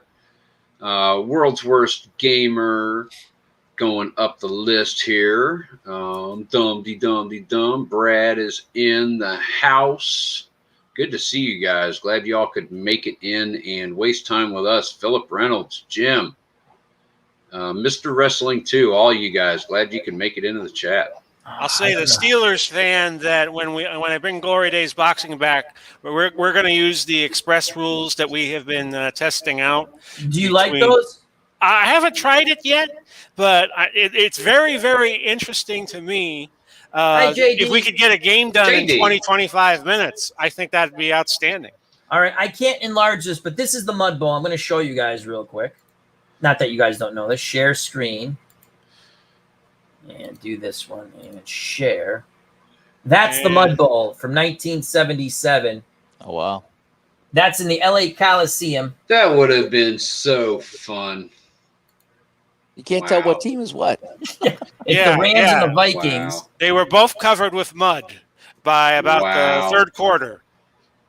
That's beautiful. And That's it's a thing just of beauty. You don't get that now because the fields are all drained. The I know it's designed not to drain. fun. They've made And the it's game like- too clean. Wow. They just press a button and the field I think dries. that struck You have to have a whole ton of rain come down to have anything remotely looking like this nowadays. That brings back so many memories. That's Who's Carl that? Eller. Matt Blair? No, Mike Oh, Marshall. Carl Mike Eller. Marshall. Jim Marshall. Marshall? Yeah. They had to Wow. use a towel to clean the football. It was that muddy. Yeah, every play. Yeah. So that's the Mud Bowl. That's kind of Wow. cool. So that's what Uncle Dave's talking about. When if you could somehow duplicate that in Or sports. if you go hand off to the running back and he slips in the mud and he's got a 4-yard loss. And it's like, they would have to put something in the game to let you know that you're not doing something wrong. Yeah. Yeah. Mm-hmm. So that way there you could know that it's both teams, but both the cruddy conditions. Because if it was just incomplete to missed kicks, you'd be like, what am I doing wrong? Yeah, You know? have like some kind of a thing where you have a weather roll if the weather is going to affect that play, and then if it doesn't, have like a random thing come up like lost his footing or something like that. Yeah, So that way, have something weather related in the play-by-play. Yeah. Midlife crisis. I remember Chuck Foreman changing his jersey at a halftime, and he stuck out like a sore thumb. Don't you know everybody was gunning for him in the second half? Oh, Oh, get you him money. think you're pretty? Watch this. But that would be really, really, Yeah. really tremendously cool. Wonder what the cleaning bill in 1977 would have been at the Coliseum because But it they're never tracking in the rains in mud. Southern California. Some old Greek lady. They keep a plant of food ball. Yeah, that's I'll throw this out to you guys. Again, pro strategy football, right? Would you guys, just out of curiosity, would you guys like to see like a game similar with that type of animation? That's a sim, not a video game, for other sports, hockey, basketball. Oh, jeepers, yeah. I mean, it's the Sims are nice and Cards and Dice are nice, but it is nice once in a while to sit back with a game that has great visuals. When you want to scratch that itch. Yeah, exactly. Is that something? Again, there's a couple of games on Steam. There's a basketball game out of Europe. It's called Basketball Manager. The little guys are outstanding. The problem, I think I've seen that, yeah. And I've played it a couple of times. Did I play that live? I don't think I ever played that live. The animation, the game's clunky, but the animation, you set your offense, you don't call plays. You say, I want to bang it inside, and I want this guy to get X amount of shots. And if they were ever to really fix the clunkiness of that game, or if someone took that, let's again say like pro strategy football, that type of animation, I would, and again, it's a sim. What you have to understand about any, even action PC, Dave will tell you this. He had them on, and I'm pretty sure the guy mentioned it. The play has already taken place, and now you're visualizing it. Right. The engine has determined what's going on, and you visualize it. That's the same thing with pro strategy football. Okay. Yeah. Same thing with Stratomatic, except you get to see the dice roll, and then you get to see it play out. And they do a nice job with that. I like Stratomatic football. Well done, in my opinion. But all those games, like Dave said, and we'll get to that when you have an itch. Do you? Like, I play a lot of different games, but like when I want to see uniforms, I go to Pro Strategy. I've fallen in love with that game because I get to see all the uniforms. I do too. I love the logos and the colors, and and the thing is about that too, it's a little goofy. Yeah, it's not. I like that. It's not like completely. It's not like Madden, where it's too cinematic. I want to just enjoy the game. I like it because it brings me back to that early Sega Genesis, Super Nintendo kind of look of a game, but it's still a pretty good sim on top of it. But I think if it was like realistic, it wouldn't be as fun as the little goofy guys. Yeah. No, that's what I'm saying. The animation. And I'm not saying that in a derogatory way by any means.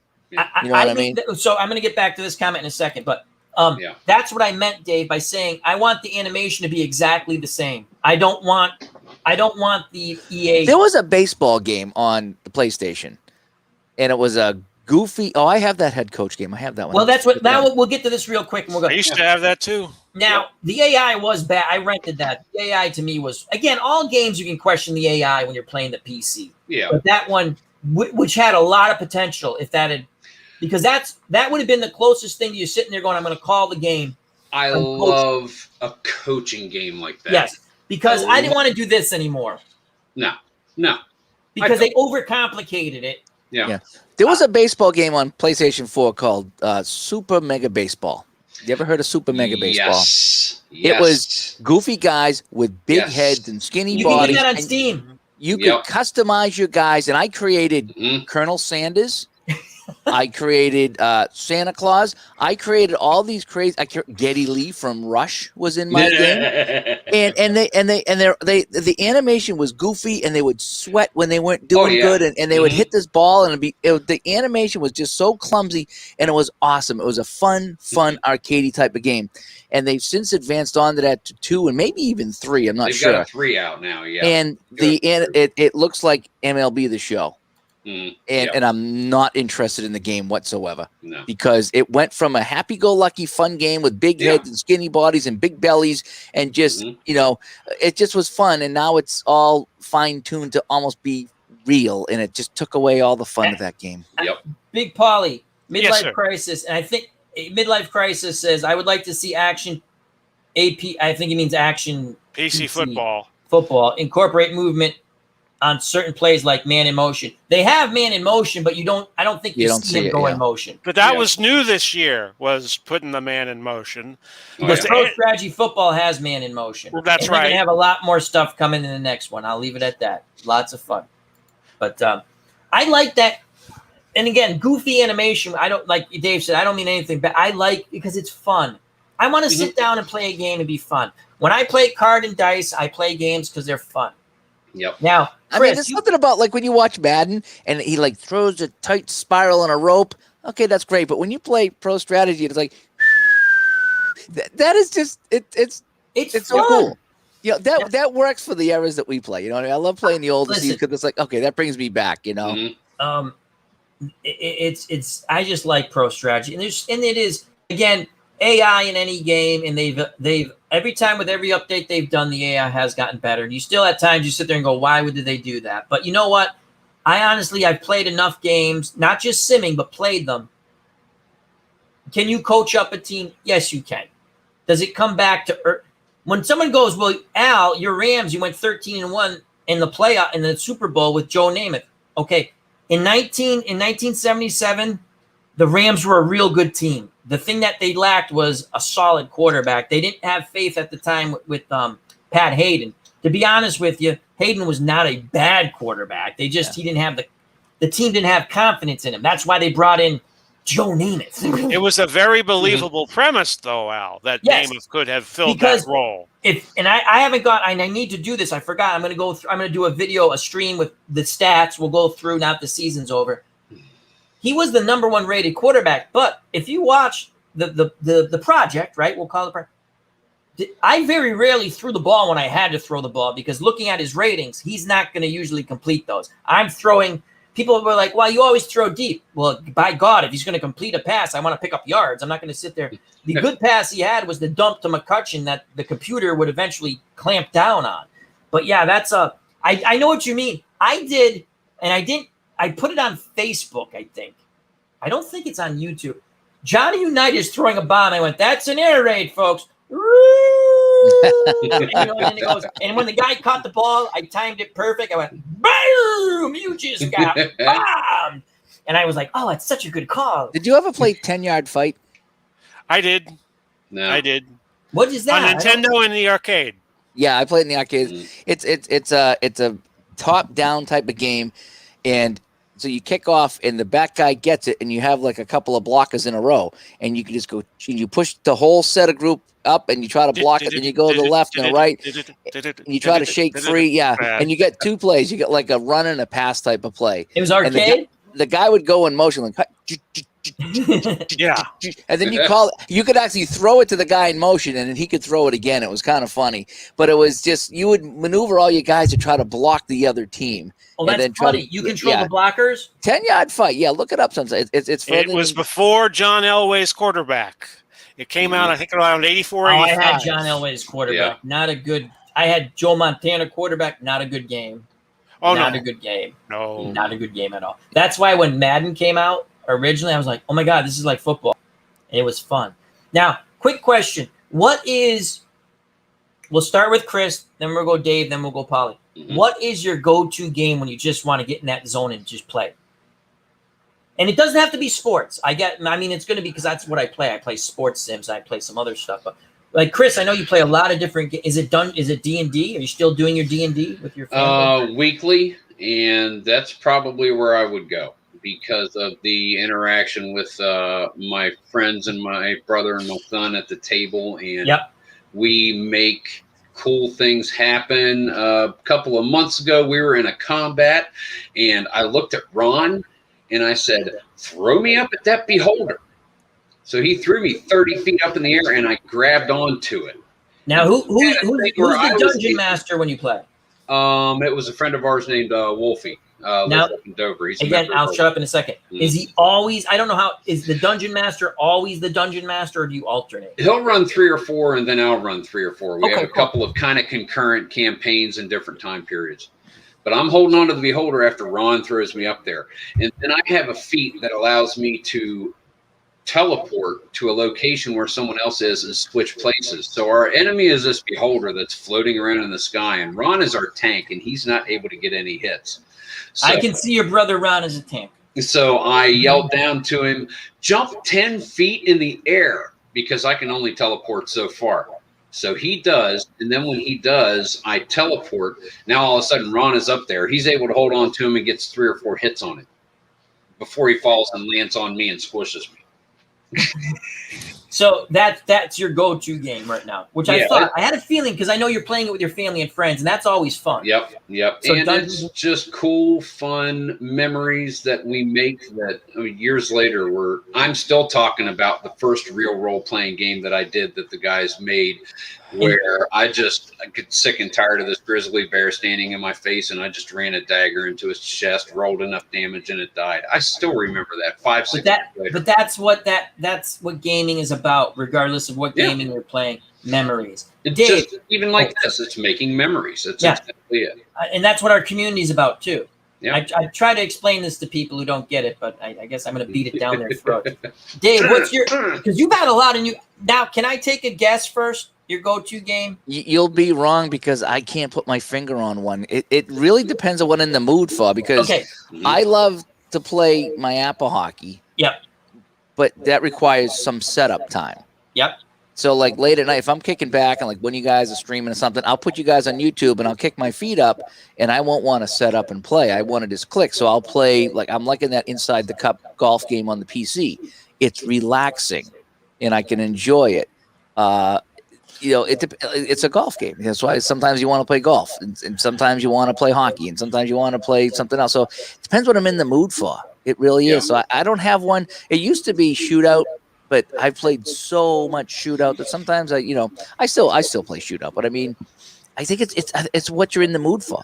And like I say, sometimes it's like, oh, I got some time. Let me set up and let me get the whole shebang going here. Set up all my charts. We talked about charts earlier. And it takes 5 or 10 minutes to set up a game of APA. It just does. So sometimes I just want to kick up my feet and not have any setup time and just play a PC game. I understand, because it's I've been playing some Glory Days boxing again. Another one of my fun games. I'm a big boxing fan. I have not done the Express. I might do the Express with my little tweak to it. I got to fool around with it, but I play the games out. I just and so what I did this time, I created a fight card. I made a poster, which I do it very generically with Excel and Snippet, but it's fun because I'm sitting there going, I can make a poster. I got the idea from Title Bout 2 and the Tom Vogel's wrestling, because you can make posters, right? I said, well, I can make a poster, and it's fun. And then I sit there, I got the fighter. Okay, now I 4 fight card, right? And you know what I did, Dave? Because with card and dice, there's prep, right? Yeah. I wanted to play the first one so bad. I was like, you know what? I'm not going to. I'm going to set up all 4 of these fights. I roll the dice, but I keep the information for people to see on the Excel spreadsheet. It works well for me. And actually, when I play offline, I do the same thing because I save all of my stuff on the Excel. I can go back and see what happened in a fight. And I go, okay, I know this happened. So if I give a little, someone like, how did this guy get here? Well, he had a close decision. Ben Venuti beat, and that's my. And we're gonna get to that. When you play something, you wish, even if no one watched, but just for yourself, right? Yeah. I said, God, I wish I streamed this because I thought LaMotta was gonna win a decision, and Ben Venuti beats him close decision at Madison. Sometimes you see someone playing something, like a lot of you guys have been playing wrestling games. I almost pulled out Chris's dice wrestling game. That's a fun game. I love that game. It's got a bunch of charts. You roll the dice, you follow along in the charts until you get a winner. Understand. Yeah, I mean that game takes 2 minutes to learn how to play, and it's free and it's fun. And I almost pulled that out the other day to play too. And you printed that stuff up really nice too. I did I made a ring and everything. I made a little wrestling ring. I did a hybrid when I did a couple of. I had the cards and dice out, but I had the Excel helper. You can use that to show off the game, but still roll your own dice and just click up the right chart. Oh, really? Oh, yeah. Try that if you want. If you want to play, because I've actually played quick games offline where I'm like, I just pull up the Excel helper and I'm rolling my dice, and I've had. Actually, when I play offline, Bruno Sammartino actually wins. Like every time I put Bruno in any wrestling match, whether it's Fire Pro Wrestling, Dave, you and Ron will be defending your titles in the very near future. Okay. Because that's going to be our next extravaganza for Fire Pro Wrestling. We're going to bring back the FOC, and it's going to be a massive. I don't think I ever made you a wrestler, Chris. I got to make you a wrestler. Along the lines of George Animal Steel. Awesome. I can do that. But Okay. so I think my first match was the Samoans, Samoan number 1 and Samoan number 2. Alpha and Seek was Alpha and he was Seeker. funny. Yeah. The first time I created Ron and Dave got knocked out halfway through the match, and he goes, "I'm just laying there and no one cares." Like he was putting, I'm laughing. Yeah, it was funny. You can't see me laughing as I'm trying to do I am laughing. Teresa's like laughing because I showed her after, and I'm like, wow, because you got concussed. And Yeah. When I told Ron, I said, Ron, I really wasn't knocked out. I was on the mat, like one eye open, going, "What are you going to do, Ron? You got to step up here. You got to step up." I was pretending to be knocked out. But you guys beat the Road Warriors. That was awesome. That was awesome. It was. But so what I do, because I prepped. I'll make my story because then we're going to Pauly. I did all 4 matches. I prepped them, and now I've played 3 out of 4. They're on the channel. They're fun. Then some different things that I thought would happen, but that's with card and dice. I understand you got to prep, and sometimes I said to myself, I'm going to prep these. I put this up because if people want to watch, like I did the poster first. First, it was just the main event, and then I was like, okay, here's my undercard. I put it all together, and I've had a few people watch, but it's fun. But so it's what mood you're in, right, Dave? For you, Yeah. To me, it's just sometimes you want a simple just to play, a little bit of golf or a little bit of hockey, just sit back and relax. Sometimes I'll just play a period of hockey or a quarter of football, and other times, like I say, it's like I'm going to sit here, I'm going to set up the big deal, and I'm going to play some games. And all, like I say, I don't have a go-to one because it's whatever I'm in the mood for and whatever my mind is ready for. Late at night, I can't really concentrate, so I'm just going to play something simple. Yeah. So it changes for me. The thing I like about card and dice, and we'll go to Pauly, you can play the game, and you can do this with PC games. And I can sit there and go, I'm going to go to bed now, and I'm going to finish this tomorrow. And I don't normally like to do that, but once in a while that happens. But there's so many fun games out there. Big Pauly, what you is it? I'm going to take the guess. No, because I like to guess. To guess. Is it the wrestling? It is. That's one of them. Okay, and you get the other one. The other one, Chris, too, because I kind of pigeonholed you into saying one, but I knew I had the feeling it was me D&D. Well, the other one's a can of worms because they just came out with a new version. Is Action PC Golf. I know a lot of people. We've had a lot of discussions about Action PC Golf. It's okay to like it. I do. Some of my best friends like it. Yeah. Well, the thing about Action PC Golf is, I think a lot of people have trouble with the learning curve with it. And as Dave often says, maybe the game should not have such a hard learning curve. But there are 2 courses right by me, Bardmore in Seminole and Innisbrook up in Palm Harbor, that are like within about an hour's drive of me, and I can play them on the computer and I don't have to travel to them. So that's what I like. They do a beautiful job with the course, the like satellite view or whatever you want to call it. Yes, and the courses, and you can get a whole bunch of courses at there's a community, APC. I'm going to show you right now. I know exactly. Keep talking. You know what I'm talking about. Yeah, that's another thing. People, if you have Action PC games, I'm going to bring up this site, the community. There's a ton of free stuff on it. And Dave's not. It's unbelievable. Let me bring that up. You keep talking, Pauly. That's a good point. I forgot. So you could get, if you go to this community and you go to golf and you go to courses, you could find a truckload of courses that you wouldn't have even heard of. They're good ones too. And there are good ones, but you play them, and they always seem to have an element to them that makes the course interesting. And if you just want to play a casual round, it's perfect for that. They also have seasons. I think they have an all-time women's golf season. They have the celebrity one. That's actually my favorite one. So when I play crappy, I don't feel bad. Yeah, like if you want to play golf with Joe Pesci, there you go. You can. Or Michael Jordan, or Tom Brady, or I'm trying to think some of the entertainers they have. Tony Romo. I played Bill Murray. Bill Murray's in there, yeah. Dave, the singer. Alice Cooper?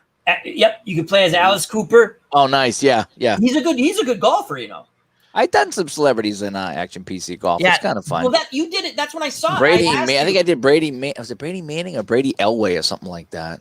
John Elway's in there. Yep. Okay, let me find.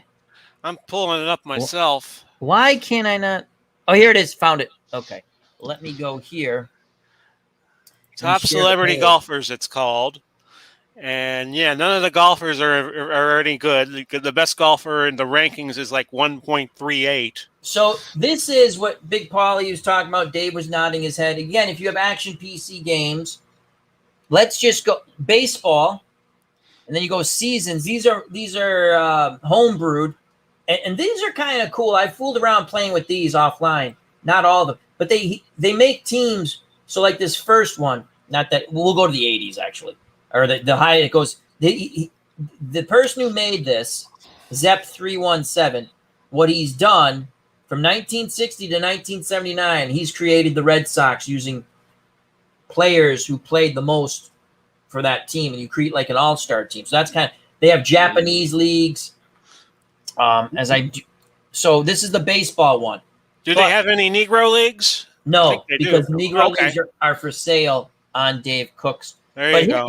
Here's one of my. We're talking golf, and then you go courses.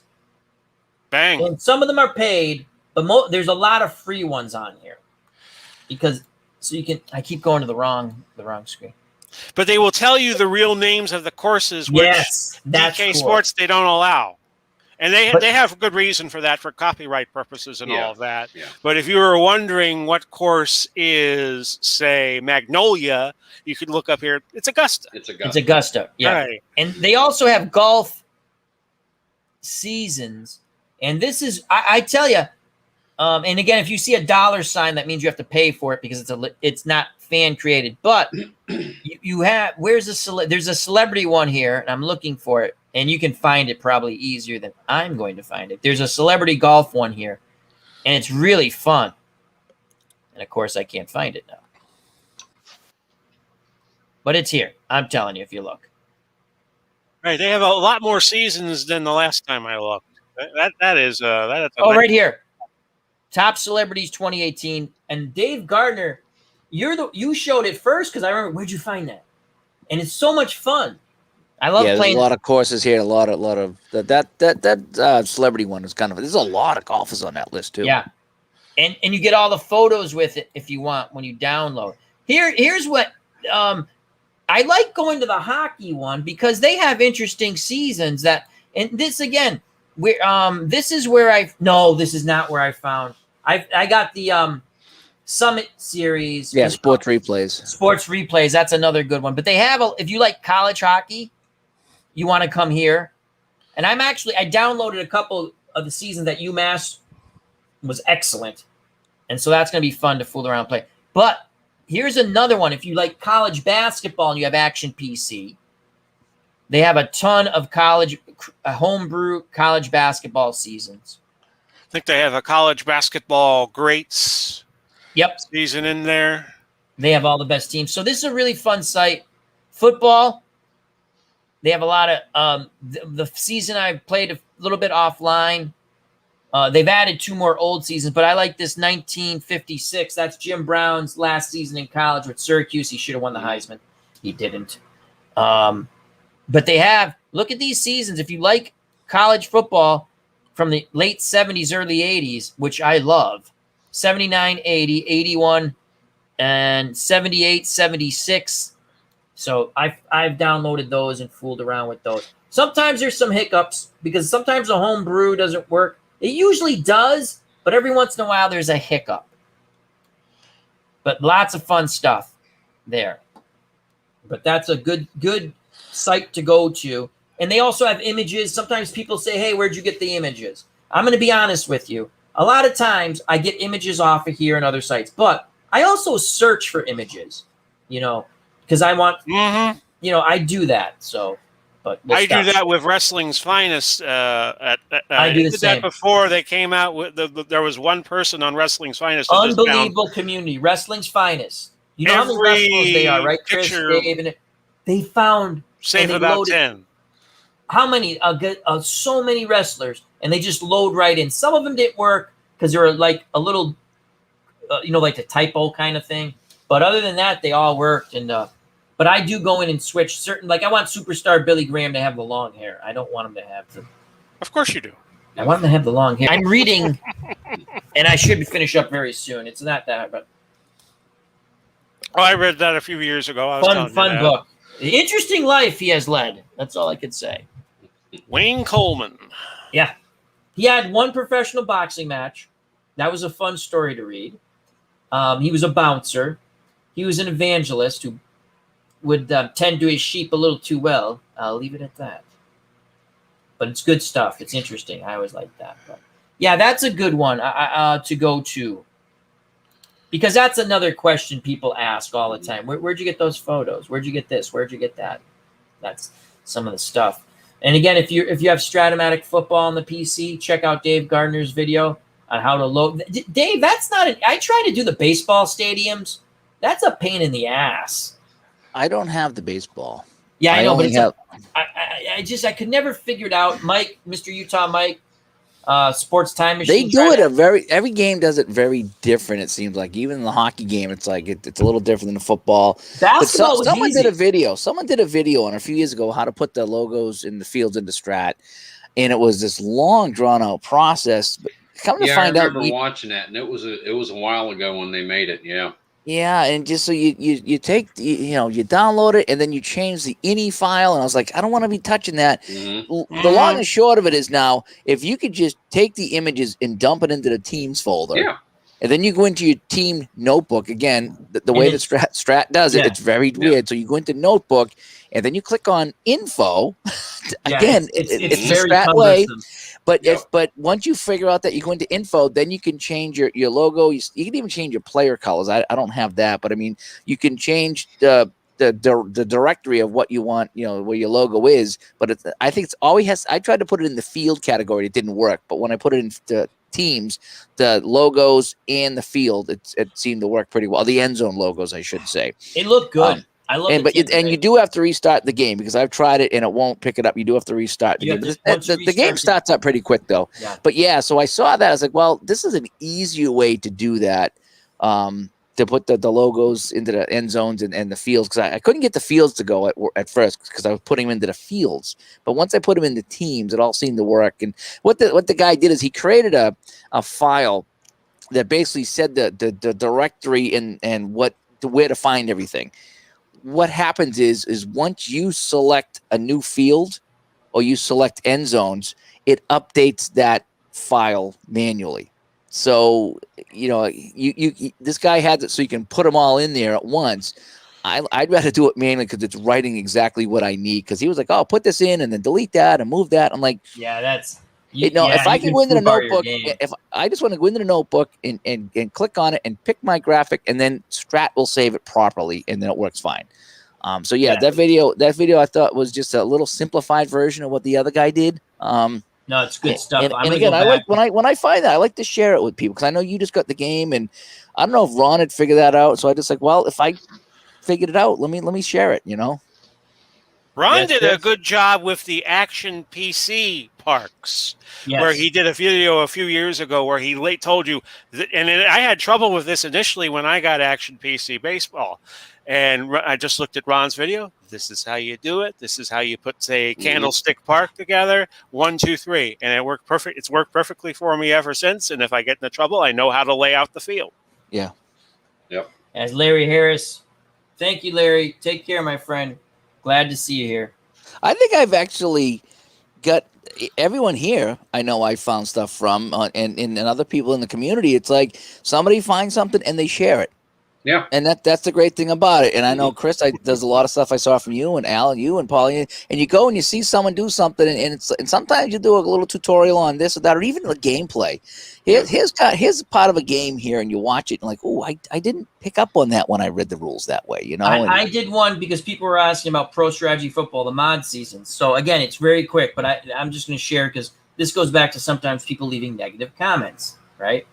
So again, to download these seasons that are free, it's very quick, but I did a half-hour video, right? Maybe longer, because I kept the guy who asked the question says, can you just go over it a few times? And he actually was in the stream. I said, I'll go over it as many times as you want.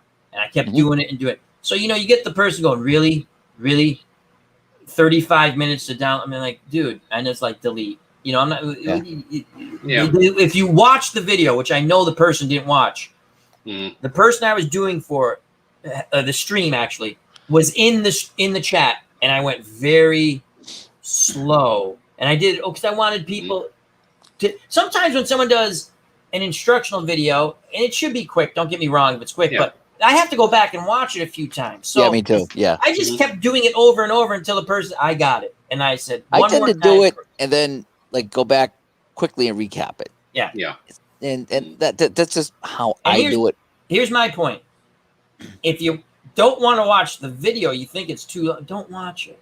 Yeah. But it was specifically to help one person. Again, you obviously did not watch the video or listen to any of the thing. This is for so-and-so. But I learned so much, whether it's taking something that I can't do camera-wise, but I can do something like Excel-wise to make it look similar. But to be fair, though, there are some instructional videos that are like, okay, first things first, you want to plug your mouse into the USB port of your computer. I'm not It's like, you don't need to back it up that far. Hit the power button. The reason why I don't do many instructional videos is I ramble. But on this one, No, you don't, Al. No, I know.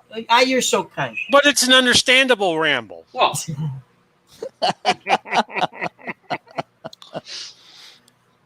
I'm banning Pauly because he just had the funniest line of the night. Because he just kidding. Now to some serious stuff.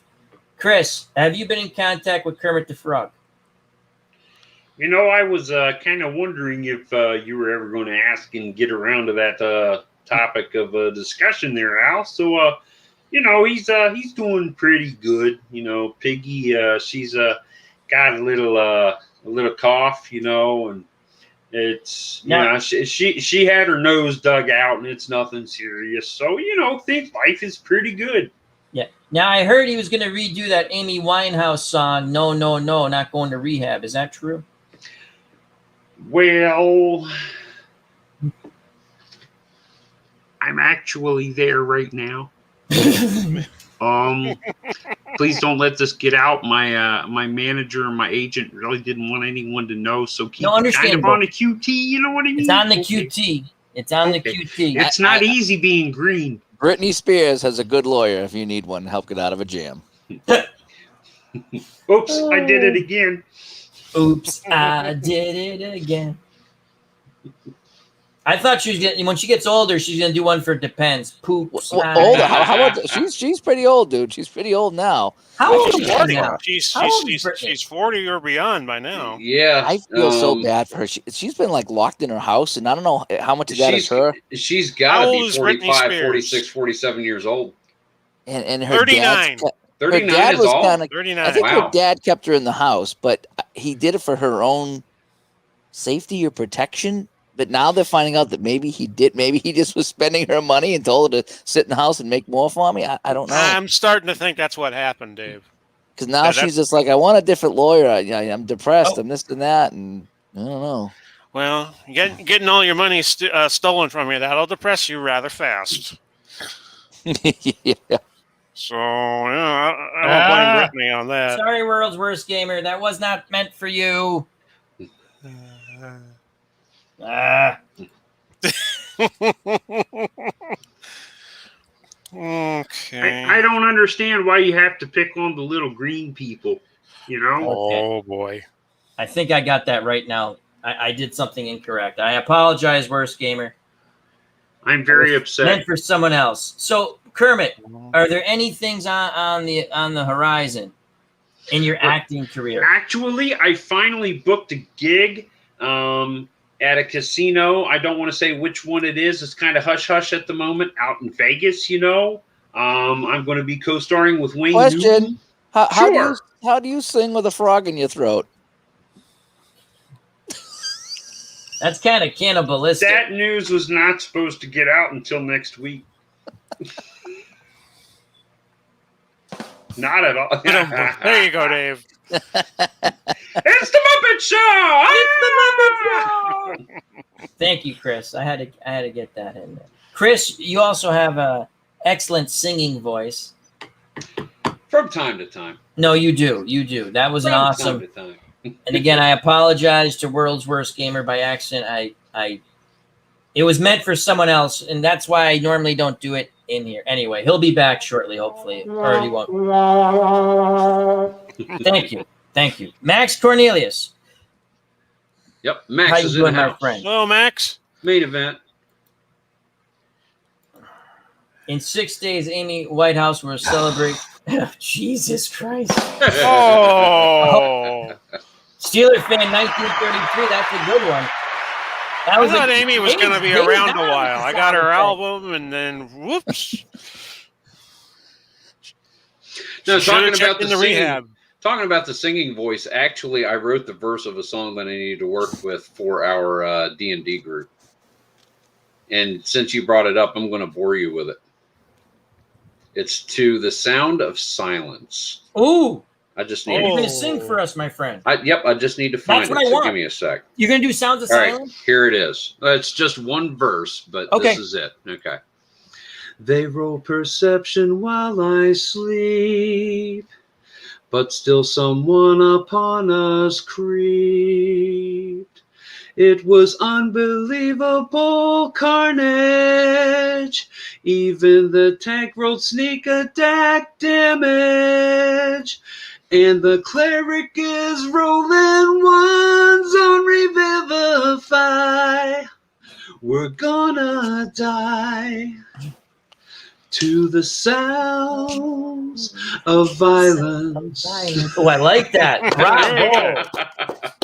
I like that. Yeah, Very when I got the creative. cleric is rolling ones on Revivify, I was like, oh crap, I gotta write that one down.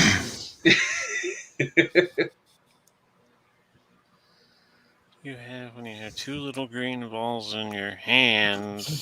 Kermit's undivided attention. Yes. That's how I heard Miss Piggy likes those little green bowls. Is she still abusive towards you? Is that something you'd like to talk about? Yeah. So, Kermit, what is your safety word with Miss Piggy? Bacon? It's Hannah. I gotta poo. I'll be right back. Anyway, thank you, our good friend Chris Stratomatic Delaware. That's awesome, and I love that was awesome. That must have been for Britney Spears. I think 37. Is she still that young? 39. I just seried it. It was 39. Oh wow! But still, this was a good one. Yeah. This was a good one. In 6 days, Amy Whitehouse will celebrate 10 years of sobriety. Too bad. Had Line a of the wonderful, Night Stealer. wonderful night. Voice, excuse me. She really did have a good singing voice, but could not defeat her demons. I'm not going to rehab. No. Maybe you should have. Tough thing. Anyway. Now that I banned the wrong person. You just brought the energy like way, I brought the energy way right down. down. Yeah. Yeah. I do it to myself. I'm my own worst enemy. Sox Arizona says, See you, hey, Sox. everyone, have a beautiful Hey, night. Sox. Check out that wonderful YouTube channel. All things Red Sox and Celtics. The we're gonna wrap it up, and we still have some people here. Actually, 16. I haven't banned everyone by accident. Just one person. I only had to fire two shots, and I got the right person the second time. Hey, batting 500, you're in the Hall of Fame. Batting 500. Well, the hard thing is sometimes you go to put up a comment, and right when you go to click, another comment comes up, and you put up the wrong comment because that's what probably happened. What happened was you went to click on the comment, and someone posted one, and it slid it up, and you went. Something Oops. similar happened because I was on it. Then it popped up. I didn't realize, like you just said, and I went click, and I got World's Worst Gamer when I didn't want to get World's Worst Gamer. I'm sure I've lost a sub now. I'm sure I've lost it. But what was your first clue? Oh, Dave. Oh, nice. Solitaire Yes, Pro Football. Woohoo! Yeah, Tell he us was. a little more about that game, Dave, because in case that looks like a really fun game. Yeah, he was actually Facebooking me. We were going back and forth about that game. I haven't played that in a few weeks. I need to get back. I'm playing the 1980 season. I'm actually picking one game a week as a game in a week, and I'm playing it with the Pro Football Helper. And then the Pro Football Helper now you can put in final scores. So I'm keeping all the scores in the game. No stats because I'm only playing one game. But the Pro Football Helper is great for that. Solitaire Pro Football is exactly what it said. It's solitaire pro football. And you have your two teams, and you flip the the fast action cards, and you can call your own play, or you can let the game call the play. You can call your who you're going to pass to or run, or you can let the game call. So you can be as hands off as you want, or as hands on as you want, and then you flip to see what happens on the play. So you for a run play, you get your running back, you find out the defense, and you get a number. So if the running back's a 3 and the defense says -1, you get a 2. And then you flip. Yep, and then you just find the average of that. So it's fun. It's fun. Yeah. It's really easy. It's really easy. Okay, I'm sorry, World's Worst Gamer. What happened was Dave explained it perfectly. I had the other one lined up in my sights, and then the chat thingy moved, and I didn't pay attention. So now I'm going to ban you again. No, I'm kidding. He goes, I love Brady. But yeah, and there's that other thing you have, Dave, that you showed the community. The football, you can use any game, card and dice game. It's that's the helper. That's the helper. That is the helper for solitaire. Because what it is that, and I did a video on how to load seasons and stuff. The seasons are all in there. You just kind of have to activate them. It's kind of weird how it does it. But if you could play any football game and you get the two teams and you kick off, who kicks it off and how far? That's who gets incredible. The return and on the return. On a running play, it's if you want, do you want to bring up your video and we'll share it just to show people if they don't know? Yeah, that would be cool. Yeah, I'll see if I can find it. Yeah, and you tell me when it's ready. Yeah, but it's the game itself is fairly. The Pro Football Help is great, but it's just so phenomenal, Chris. You might want to. Yeah, I'll have to check that out. Yeah, well, you can use any game. Just to give you an idea on how it works. Bring it up. Because you're playing that. That's the only reason. Mm-hmm. Yeah, for a run, okay. So you would get Tony Dorsett. He's a 3, and the defense is a -1. So now you have a 2. Okay, so 3 - 1 is 2. You flip the card, and it says average plus or minus. So if your average is 2 and you get a 4, you get a 6-yard run. It's simple, very quick, simple math. It's a real fun game. Oh, I think I might have playlists on that too, for Solitaire Pro Football. I do have a playlist for Solitaire Pro Football. Cool. This is what, and you can get with Dave about. I think he has the link to it too on one of the videos. Okay. I've not downloaded it yet, but I'm going to. Yeah, I'm calling up a game right now. Just gonna get when it you're ready, real quick, then I'll share it. So I did. Don't ask me why, but I played Seattle Houston early in the 1980 season just to because like Uncle Ron does, he picks the game of the week. Well, at some point you want to play the better team, so you got to get the crappy teams in early. I tell you what I do with Pro Strategy Football, because I'm playing a season. The beauty of that, you can get the point spreads, and those are the games I play usually. Besides the Saints game now. Okay, so we're gonna add that to the stream. Beautiful. So this is it. This is really cool. Yep. So as you can see, I call up Earl Campbell. He runs for -1 yard, 30 seconds off the clock, done. And then the chalkboard updates itself. And there's stats on the screen too, and you can actually click on different things to bring up team stats. You can get your box scores, your drive summary. Everything's built into this. But like I say, I'm playing the game on the desktop and I'm inputting the stats, but it gives you something to look at. Yeah. As far as having that little help, and that helper you can play anything. You see the little dice in the corner? You can even roll the dice if you want. Now, can you change the dice roller? Yes. There's APA, Strat, second season from Play, and also the Solitaire Pro Football. So I think there's 4 different dice in there. So if you want there's a 1 to 50 roll, I believe it is, with the black die in that game. Yeah. So at any time you can roll the dice, or you can flip the fast action card to get it. But sometimes the dice goes a little quicker in that game, just to give you that 1 to 50 number. So Tom Milne designed this helper. He did a great job. And I started playing it and working with it. And he's completely redesigned it, because I said, look, I'd love to play this and use this to keep my stats, but I don't want to play every game. He changed it so you now can just put in the final score, so it'll keep your standings for you.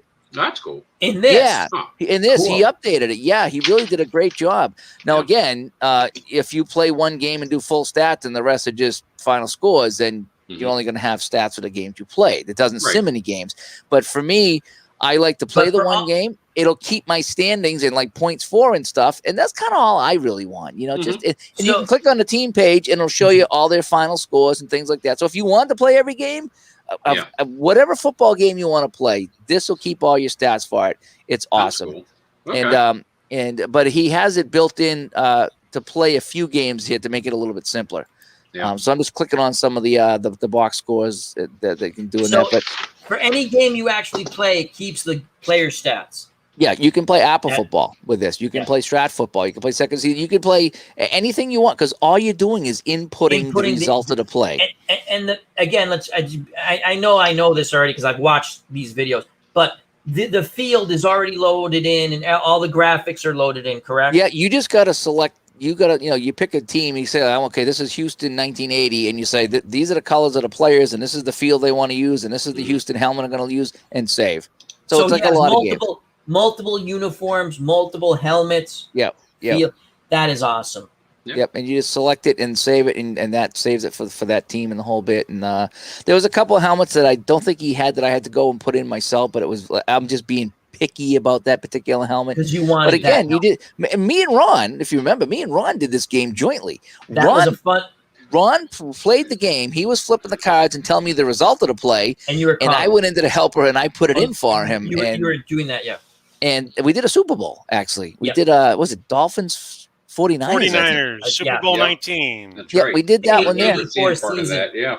Yeah, That's and it was cool. just kind of fun, although Chris, we had someone gave us some crap. He's like, "Oh, what the heck is this? You didn't really show how to play the game. I couldn't see the cards." It's like, we have done so many videos on instructionals. It felt good just to play. Yes. Yeah. Sometimes we just played. And you want to play the game. Not every video is an instructional video. Yeah, if you go, I did plenty of instructions. Yep, go back and watch an instructional video, people will say this is an instructional video. Yeah. So don't give people crap for just playing the game. Yeah, that's what I said. We just want, and the guy actually got back to me and said, "Okay, I understand." But I said, we just wanted to play and have fun, and we had the community in the chat room that night, and that's what it was. We opened up the chat and had some fun, and that's what it was. This was not meant for anything else, but just me and Ron to hang out with the community, and that's cool. What we did. But Chris, I thought of you because you were saying it just clicked because you're saying you're playing that football game. And this might be something you want to use. It's very cool. I'll look into it, definitely, Yeah, because I can actually I can play Tarkenton games. And it's just because it doesn't, I can't roll the dice. Or maybe I could set, but I like rolling my own dice anyway. But when I saw this, it's so aesthetically, visually pleasing.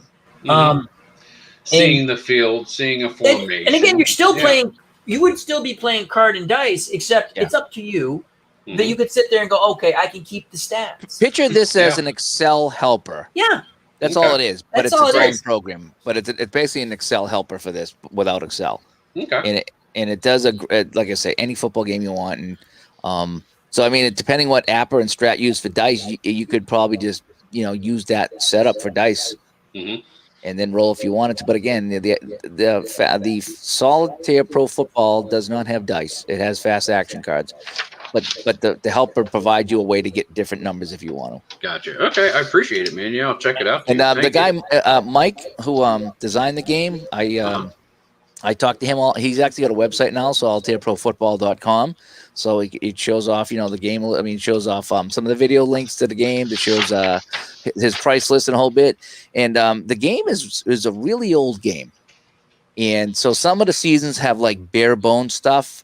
And other seasons are chock full of goodies. And he's gone back and he's started to update some of the older seasons to include all the goodies. Now, what you get, again, what impressed me about this game, again, the helper you're watching right here. Is there a site for this game, or is this one of these email deals?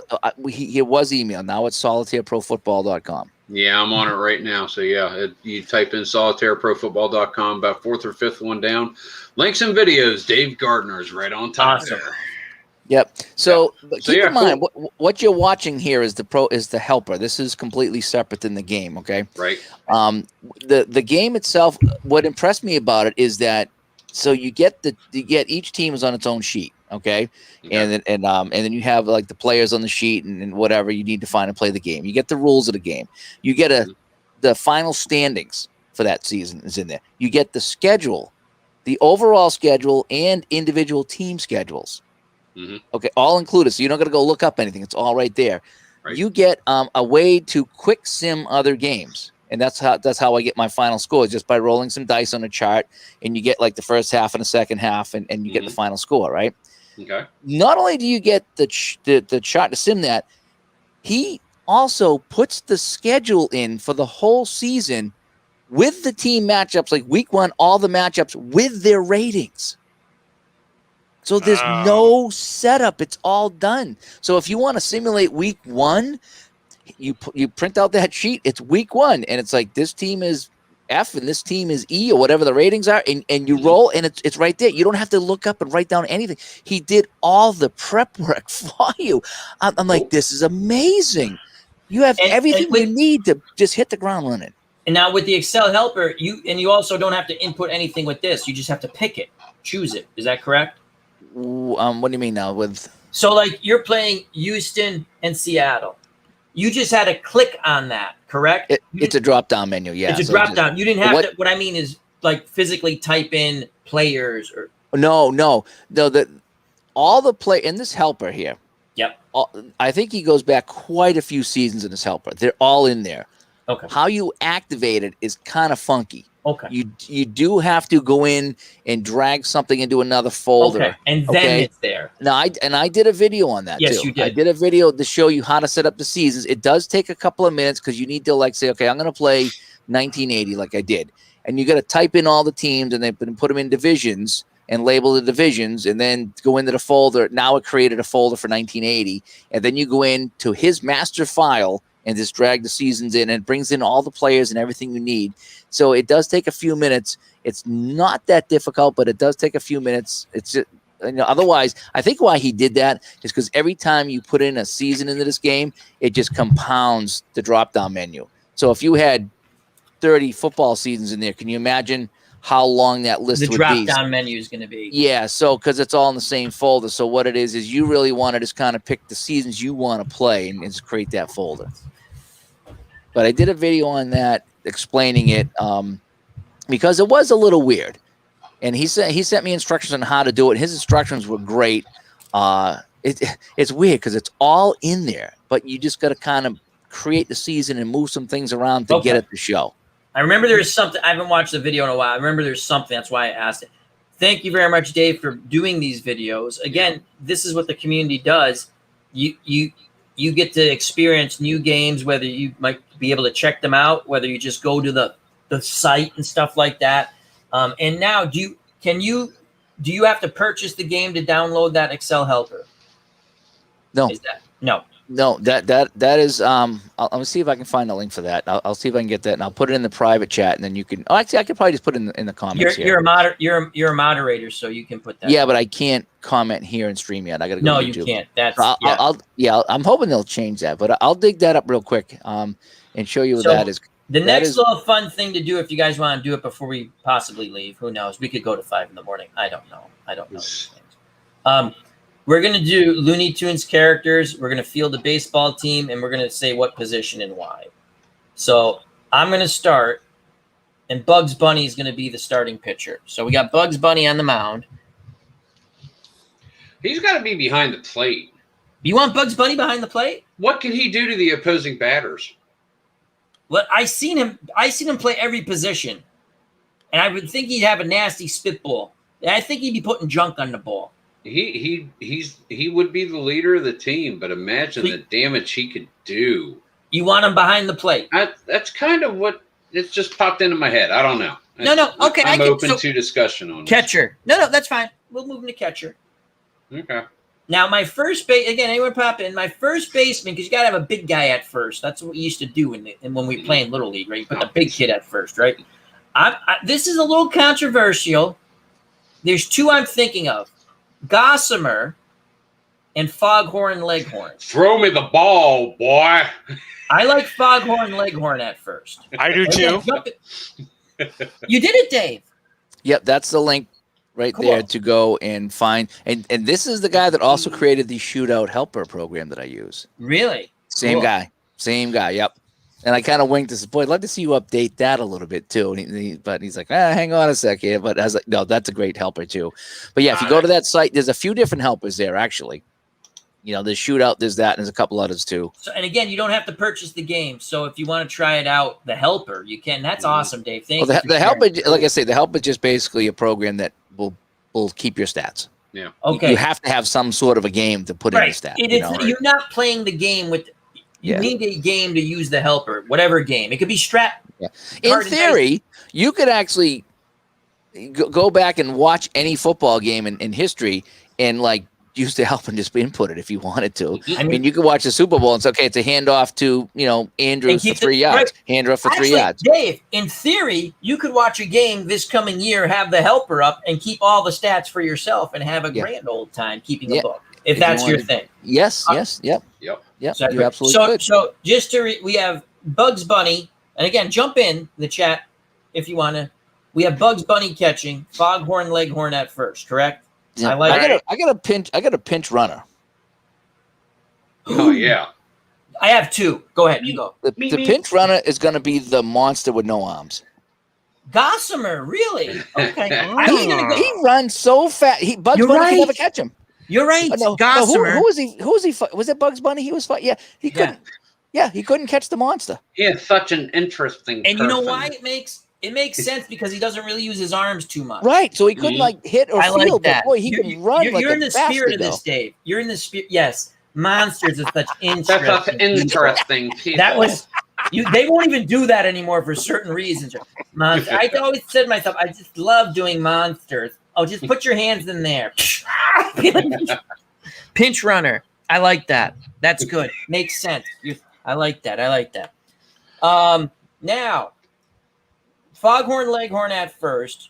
We're going to get to the Road Runner. There's two spots, I think, for the Road Runner, but he has no arms.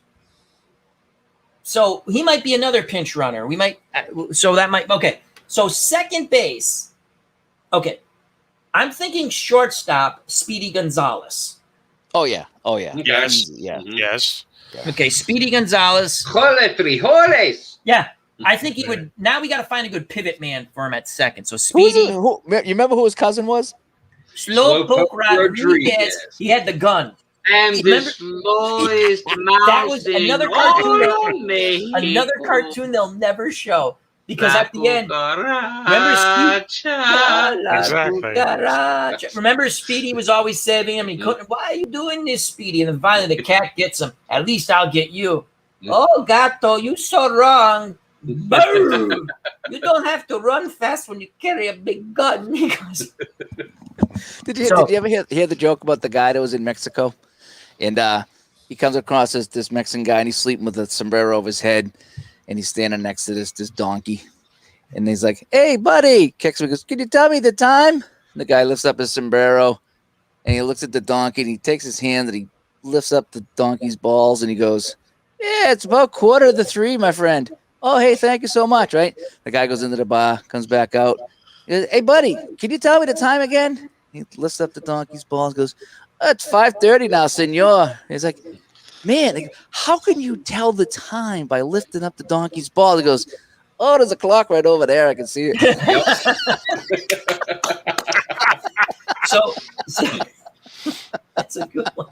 That is a good one. You have now been banned from YouTube, Al Red Sox fan, for ethnically insensitive jokes. And again, it's a joke, people. So second base. You know what? Someone just put in the chat, what about Wild E. Coyote? I like this double play combination. We might change it. Wild E. Coyote at second, Speedy Gonzalez at short. That's what I'm going with. Yeah, I think Coyote would drop everything that was hit to him. No. He's not. I think he'll be okay. But if Wild E. Coyote is playing second, that means we have Batman on the team.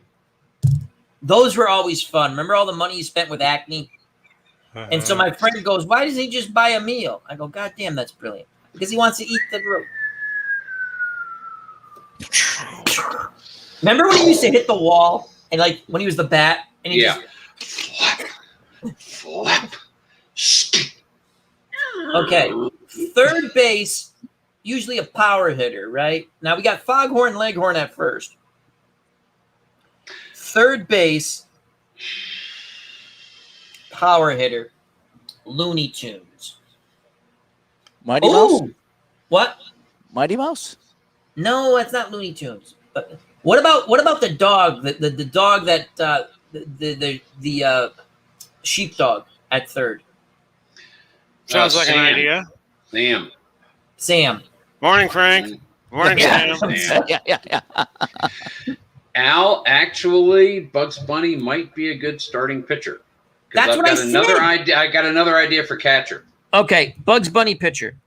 Because the catcher, he's going to get hit with errant pitches like crazy. He's going to get I was- tipped by the bat every once in a while. So So it's someone who wants a whole lot of them little lumps. The Lion. beat the Puma.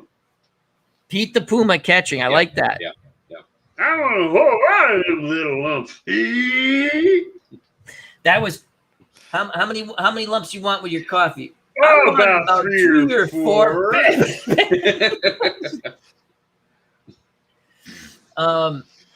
Yosemite Sam. You know, we need to have a good manager. What do you think about Muggsy?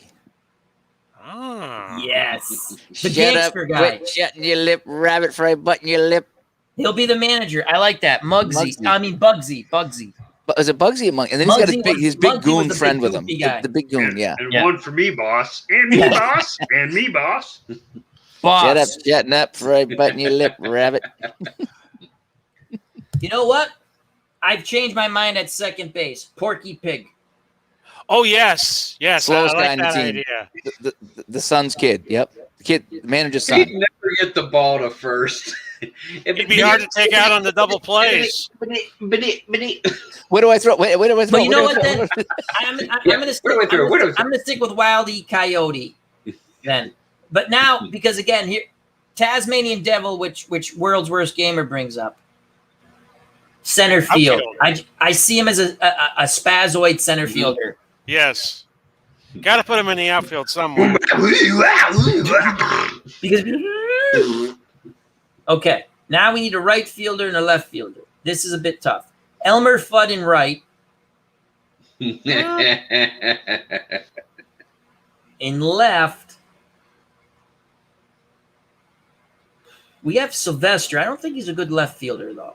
What about Michigan J Frog? Everybody loves the Michigan Red. That is another demented cartoon. Remember, he wouldn't. Was. Remember the guy, like what was it, Carnegie Hall or something? Yes. And he goes, and the frog wouldn't do it. Yeah. That was so demented. and I can do the frog when he doesn't do it. Ready? Yep. And the best part about that cartoon, Daffy Duck. Daffy Duck. I've got it. I'm gonna put Daffy Duck at second. Yeah, because every time he gets hit by the ball, the beak is going. Yep.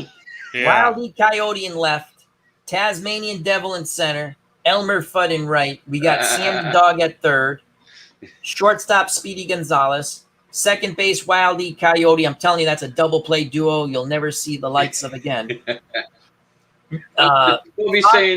They'll be saying a century later, Gonzalez, Wiley, Foghorn. Foghorn Leghorn. Now, I was going to put Foghorn Leghorn behind the plate because he would just torment batters.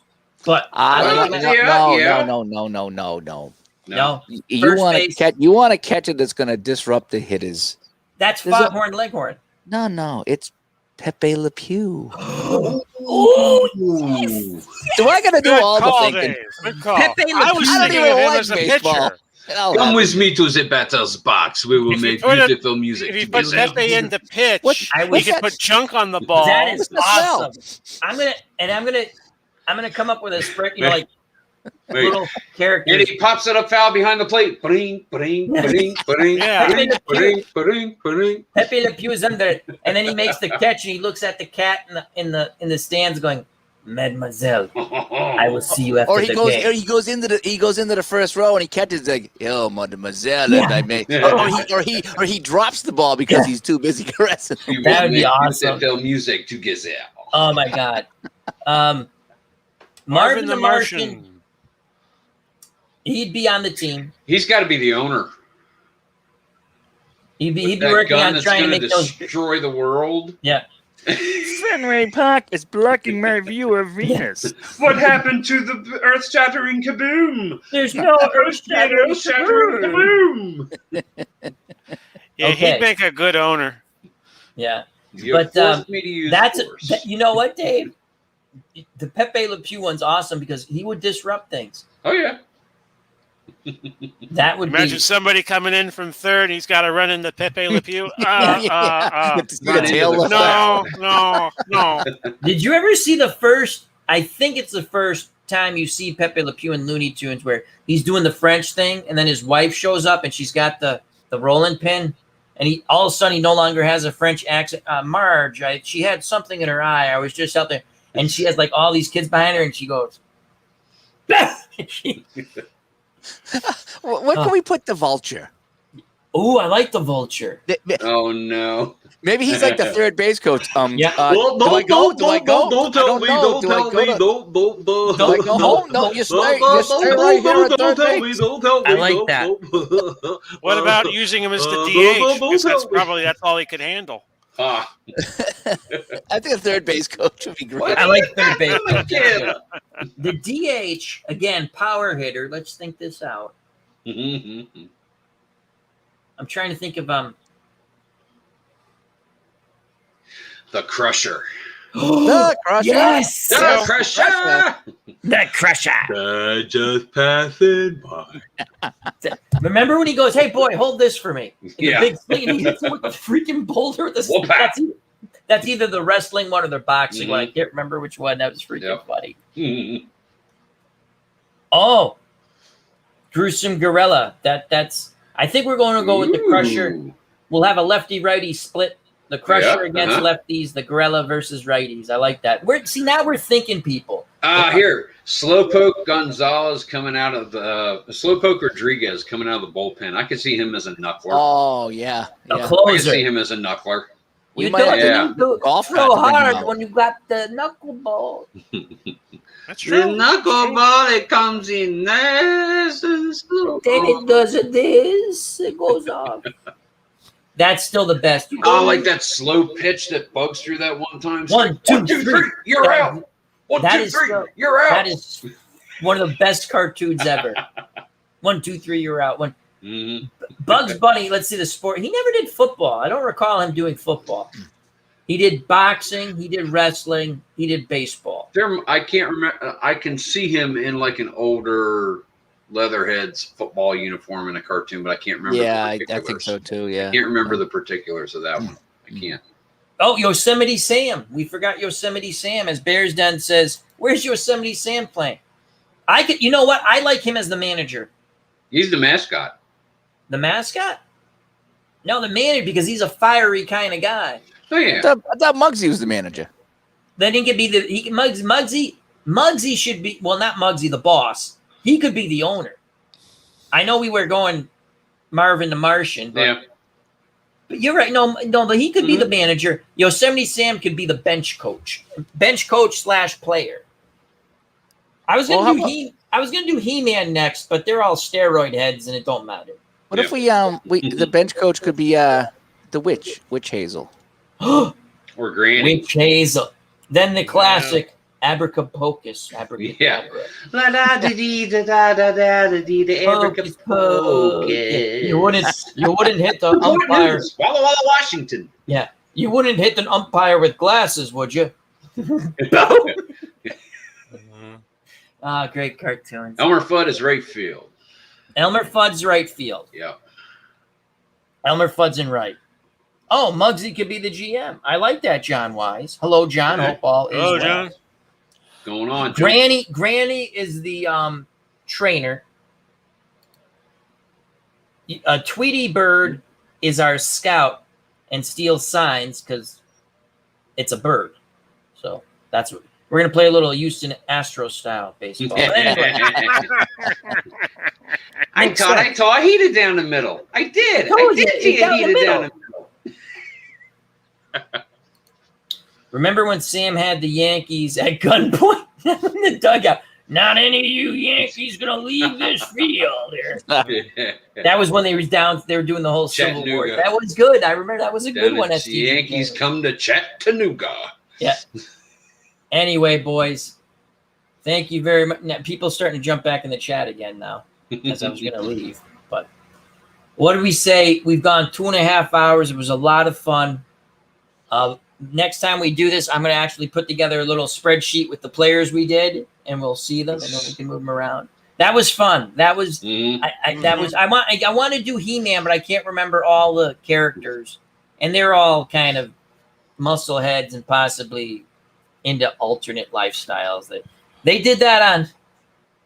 Do you ever see Robot Chicken? Chicken. Watched it a little bit. They did him as a homosexual. It was freaking hilarious. Oh God! It was disturbingly funny.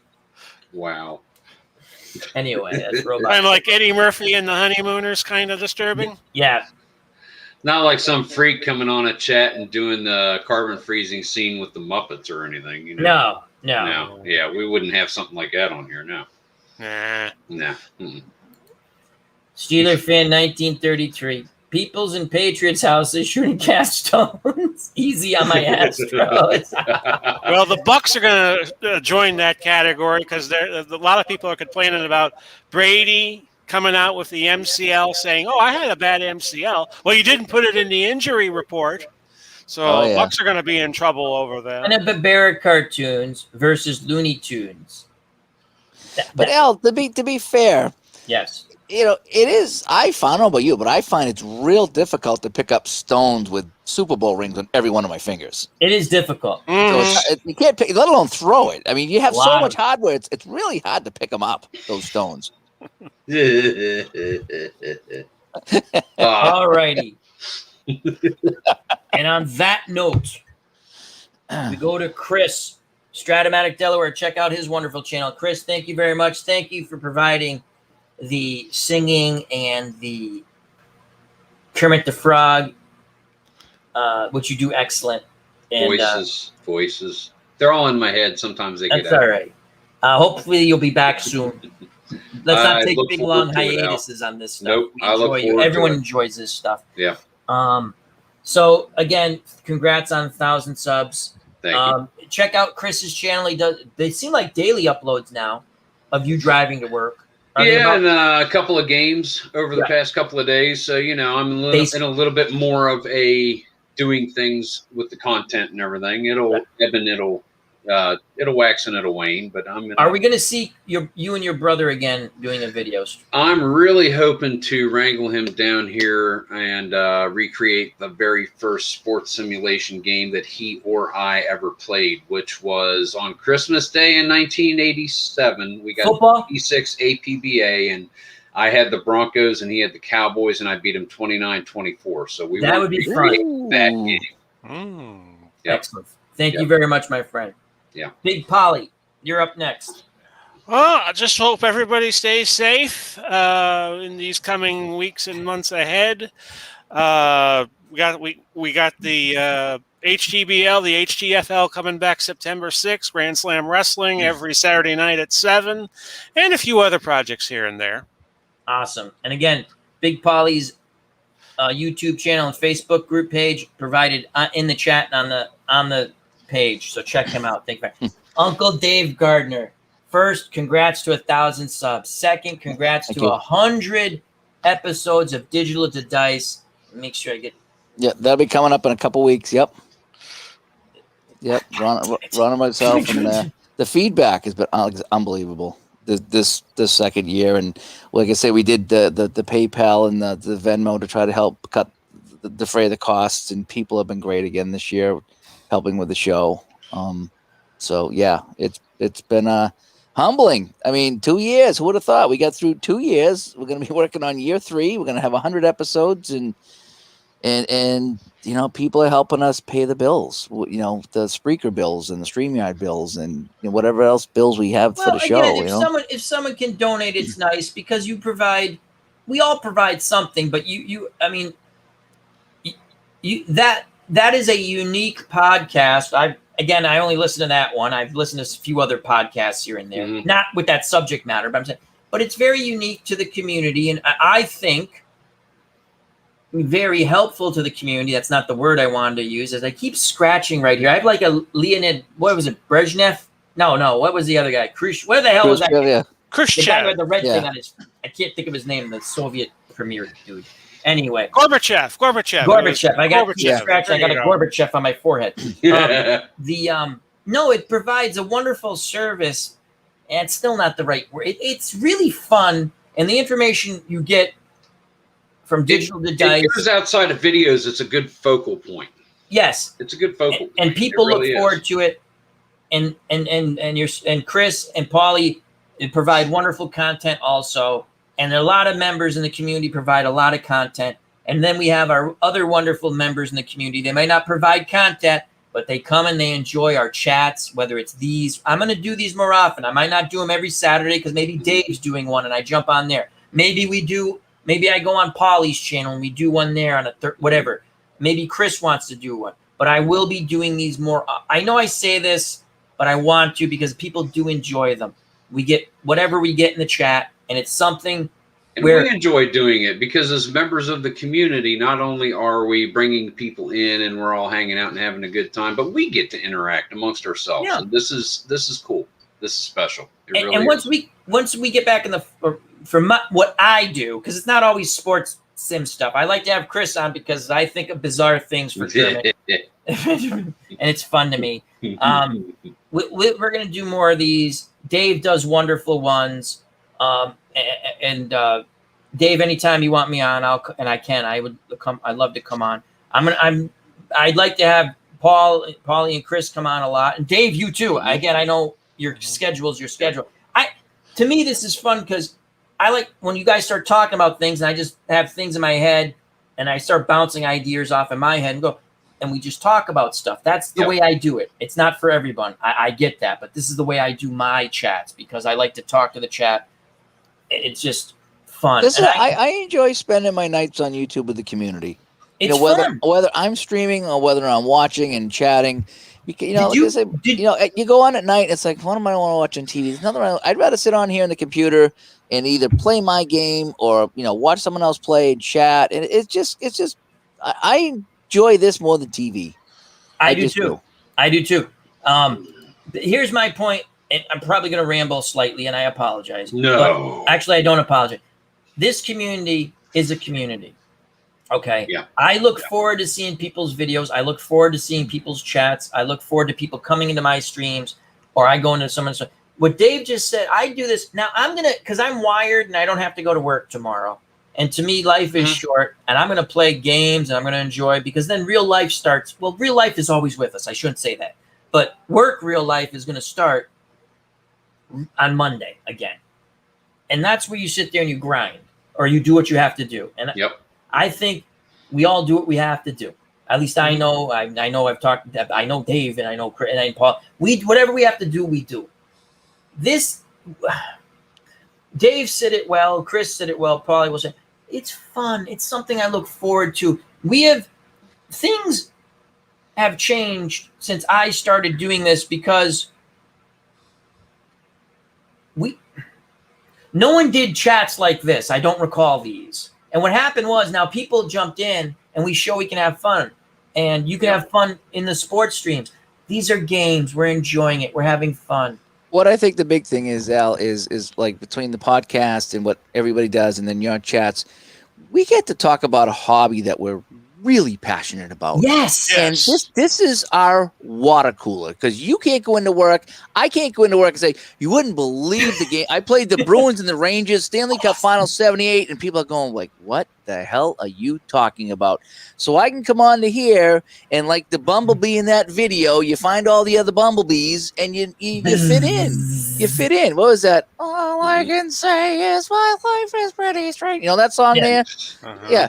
And the bumblebee finally finds all the other bumblebees, and now that's what it is. This is where we go because this is our thing we're passionate about. We like to talk about it. We like to show our games off. We like to share our things. This is the water cooler, as far as I'm concerned. I this think that's is the water cooler. Well, here's my. I'm not the leader of nothing. Mm-hmm. My vision of this community, it keeps growing, and you come here. Like there are certain things I don't really talk about anymore. I used to. Some of it was just to piss off people because I found it funny. I would lose. Why I was away for so long. Poor. I love you, dog. If you're listening, but dog used to go offline. Please don't. And we agreed on pretty much everything, but he didn't want to talk about it. And I was like, oh, look, we've got someone in the chat, and I'm like, oh, here it comes. But anyway, that's you know what life's about, having fun. Yeah. Treat people. Again, I jest about things. Treat people the way you want to be treated. This community is, to me, I'm talking about the community. I'm not talking about other things. Is very fun, very nice, and it's. We have our moments. Oh, we do. Like family. I get pissy. You get over it, and you get along. Yes. But there's no stigma here. Yeah. No, that's a good point. This is not what this is about. Again, I'll bring up not all video, but video game channels, it's cutthroat. I'm just telling you, it is. I follow a couple of big channels So are the hot tub girls on Twitch, by the way. Oh my God. Cutthroat. Not that I've watched that for more than a handful of hours a day, but I mean, guilty. No, Guilty. Here's my pet peeve. That is so bad, by the way. I watched 10 seconds of that, and I'm like, why did I waste those 10 seconds? And that's on there. And again, I don't care. What I'm saying is, but if we're doing episode 100 from hot tubs, by the way. We're going to set up with hot being on. We already discussed it. That's our big surprise. I'm telling you something. Man. I got flagged for singing one time. Take me out to the ballpark because the music from the game was a little too loud and someone claimed it. But yet, YouTube has breastfeeding videos, which are just softcore porn for people to do this. They got body painting. I could do body painting, and I have have that on TikTok too, by the way. I've done body painting. How do you think I got to 1,000 subs? Here it is. Body painting. Here it is. I want to see. I'll see that for $1. It's not easy. You have to use a certain kind of paint, or it doesn't stick. And certain colors only go in certain areas. I'm telling you, there's an art to it. You can't just slap paint on. It's a certain way of doing it. You can. It just doesn't last as long. Now, what I'm saying is it really necessary to have these chicks dress up like pandas on Twitch with the push-up bra and these 12, 13-year-old, 14-year-old kids? God forbid, there's probably some married guys too going, yeah, I'll give you $30. For $50. For $50, I'll write your name in magic marker on Pickle Rick that I'm riding in the hot tub. I mean, is it worth it? $100, yes, you take yes, it's worth it. It is so worth it. But at the same time, you just feel so, I don't know what the word is. It's funny. And God bless them for making money that way. I have no. Yeah, they improvised. I'm just saying, what I got flagged for singing Take Me Out to the Ballpark. Well, that was very inappropriate. Hey, here's the other thing I'm going to throw out to you guys, because this is like a game show setup. Remember Match? I've been wanting to do this so bad. I want to do this with the chat, but you got to have at least 4 people where we do the thing. The chat. Oh, we hold up the cards. That'd be great. Oh, we could so do that. We can do it on everyone's channel. I'm just saying. Then there's something. Large Marge is so large. How large is she? Now, we should do that. Yes, we need to do a match game. That would be cool. There's something else, Dave. We're going to talk offline. I promise I'll only keep you to 4 a.m. today. But you mentioned something that I think would be real fun. I don't want to say it here because I don't want anyone else to. It has nothing to really do with sport. It's just a fun idea, and I think it'd be really fun because me and him had something similar. But yeah, I'll take door number 3, Monty. Did you just do that, Pauly? He did. It's a wicked good. Did that? Wow, that sounds like funny. That I sounds was like playing the role of Ron Chuckett. That was awesome, Pauly. That was good. Right on cue, too. Here's this Bears Den gets it. Dumb Donald was so dumb. How dumb was he? Yeah. And then what would we do? The Well, chat. question, yeah. The chat would start putting things in. We'd write down whatever, get a pattern, we'd put it up. Yep. And I think, again, this is about having fun. Right? We could gear this towards the community, though. We could Yes. say, Dumb Donald was so dumb. In the bottom of the ninth with the bases loaded, he put in blank to pitch hit for Babe Ruth. That's awesome, Dave. You know, Yeah. You just come up took with, it even. come up with some That would be community-related questions. You know what I mean? Now we have 17 people in the chat. I want to ask these people: is this something you'd be interested in? Because That would be I'm so going to actually cool. put a little effort into this, not like me going, "Hey, Dave, you want to do a chat?" He pulled out his this would be strat great. game, Yeah. but instead of rolling dice, he rolled blank. Yeah, I that's mean- awesome. I have no idea what I would roll instead of dice. But, I mean, you know, different questions like that. You know, Oh, fatty. DJ John likes to. I'm that guy that looked up at Al right out of the. But that's Dave.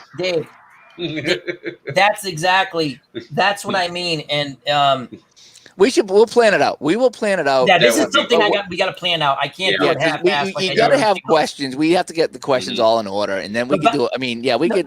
Ron should be the moderator. Ron should be Gene Yes. Rayburn, Oh, yes, that would be great. and then the rest of us could write and flip the cards. Yeah. So what it Yes. would be is 5 of us, and it'd be set up, situated like this. Ron would be the game show host. And we get a whole bunch of people to maybe make about 15 or 20 questions and give them to him. And then he just picks however many at Yes. random. And this is something And we come can up do. with some on his own if he wants. Yeah, exactly. Don't. Just don't make me Paul Lind. No, you're going to be there, Paulie. You're going to be. You're gonna be Fanny Flag. Oh my I'll god! take that. They had some. Now they redid this show. It wasn't as funny. It was okay, but the ones from the 70s, early 80s, holy, the stuff they used to get away with saying. But now I just want to. What did President Carter say when he found out that he was not going to be reelected? Or what did Amy Carter say when she found out that her dad was not going to be reelected? Stop crying, Dad. This is something I just want to again ask the chat. I'm being serious now. Is this? I'm excited about this. These guys are excited about this. We're gonna Ron, Uncle Ron. I love that, Dave. He's going to be. We're going to have a game show. Yep. Now this will not always be on my channel. We will rotate because Dave does these. And again, if it's you want to, Dave, I don't tell anyone to do whatever. You do what you want on your. I'm just saying. This. You know what we could do? Yes. If we had the people in the chat. Yes. What we could do is we could have the chat people give their answer, and then everybody here would. Yes. No, that's what I want. We'd be the panel. people, the panel, and the chat room would be and the everybody could play. contestants. Anybody could play. Yeah. Anybody in the chat could play. Yep. That's the way I want it. That's exactly the way I want it. So let's just say Jim L votes yes. Okay, we're gonna do. We got a few yes votes. It's so Ron would ask the or give the phrase. Chat People would in answer. the chat. We would tell them to hold off on a second, right? No, chat would answer. Well, yeah, we would write down our answer. Then when we went, boom. Yeah, We're all done. Yeah. We're all done. And then they can answer. So John White, smoke. Smoke. So that's cool. Did you ever see that when Howard Stern, the Howard Stern movie when they did that on the radio, and it's like, okay, blank a doodle do. Yep. Blank a doodle do. And the girl's like, I like cock. Yep. But this is the point. This is what, again, I give YouTube a lot of credit for this. We get to meet a lot of different people. We get to have our own, basically like a radio show that you can see us. Yes. And so I want to try to do just not, and we're still going to talk sports and the goofy, but I was thinking about what was my favorite game as a kid. And it was the match game, you know? Yep. I liked a lot of game shows, but you can't do Sale of the Century, you know? But match game. Okay, that's cool. And Dave even took it, you guys took it to the next level where we'll come up with questions that are, most of them will be Actually, we'll try to make them all community related because that's actually really fun. So this will take a little bit of effort. What we need is 9 people on the show and do Hollywood Squares. Yeah. Hollywood Square. That was the other one, but the only thing is, I don't think we could get enough people. That'd be a lot. Yeah, that's a lot to commit. Yeah. Some channels do like. I think if we had the 4 of I'll just think 4 plus Ron or 5 plus Ron, that might be good. Any more than that might get a little confusing. Yeah. What's the cap on how many we could do on a StreamYard? I think 9. 10. Is it 10 now? Yeah, I think that's too many. That's 10. Too many. 10. Yeah. I would like to try that, not with a game show, but again, you have to. It's tough because so many people couldn't talk. Because we have a good rapport. I start and I realize shut up, Al, because they're still talking, but I'm being serious. Just like with any sports team or work, you have to put together people that you have a good rapport with, that you can, feed off, and you just know, right? I think you're right, Dave. We get Ron, that makes 5 of us. And we wouldn't be doing it as late because Ron goes to bed early. But we'd have to pick a good time where we get a lot of people because that's the point to have fun. Yeah. It's match game. So I think it'll be a lot of fun. Yeah. No, we can't use the music because then they'll ban Al again because they like banning Al and giving me flags. Again, I'm not joking about being flagged. And I had to fight them to get rid of the flag because I sang. Now we can do the boom, boom, boom, boom, boom, boom, boom, boom, boom. Like I'll do that. I don't care. You might still get in trouble for that. I've heard people humming songs. Totally different melody I'm throwing out here. So I mean, we can get the rhythm and kind of the same feeling, but a totally different piece of music. Yeah, I'm doing bum bum bum bum bum bum. I was trying to do bass. Yeah. But no, that's awesome. Now let's see. The 3 regulars on Match Game were Brett Summers, Charles Nelson Riley, and Richard Dawson. Then that was just fun stuff. So before Dawson got a big head and went to Family Feud. Dawson was the last thing, and then we'll see if we want to go. Family. Remember when he used to molest the women in front of their husbands too? And that would not happen. Hey, how today. you doing? So I'm going to be Arnold Schwarzenegger on the Match Game. That's cool. You can do it in voice. I'm going to be Arnold Schwarzenegger on the Match Game because I am very smart. I was the governor. We should actually, like say they put in the guys and the ladies who are on the show. We should actually all pick a name from the classic lineup. Okay. We can talk about that. And again, we can do many of these, so maybe we can be funny people. But I think for the first one, we should be classic names on the show. You mean like right from the show? Right from the show. Richard Dawson, Brett Summer, Fannie Flagg, Charles Nelson Riley. I think we all ought to pick one and just we could rotate. And try to do their voices or something, or do it to the best of our. That'd be fun. Mm-hmm. If I'm I'll try to find a wig. I'll work on Betty White. Not that I have a wig. There are certain things. Never mind. So anyway, thank you, Chris, Dave, Big Pauly. Check out all these wonderful YouTube channels. Thank you to the chat. We've said hello to you and so many times, but I'm not going to go through everyone because I just appreciate, and I have to apologize to World's Worst Gamer, who I banned by accident, as I fired too quickly. It only took me 2 shots to get the right person. Unfortunately, I got. But you didn't sink his battleship. No, I didn't. I did not. Here's the part. I hit the thing, and the guy's still putting, I'm like, what the? And I went, oh no. Anyway, health and happiness. Treat people the way you want to be treated. I greatly appreciate your time. I greatly appreciate the wonderful guests we had, Chris, Dave, Pauly. God bless. It's coming, folks. Look for Match Game coming to a YouTube channel near you. Be there because we need you to participate. God bless and peace. Love you all.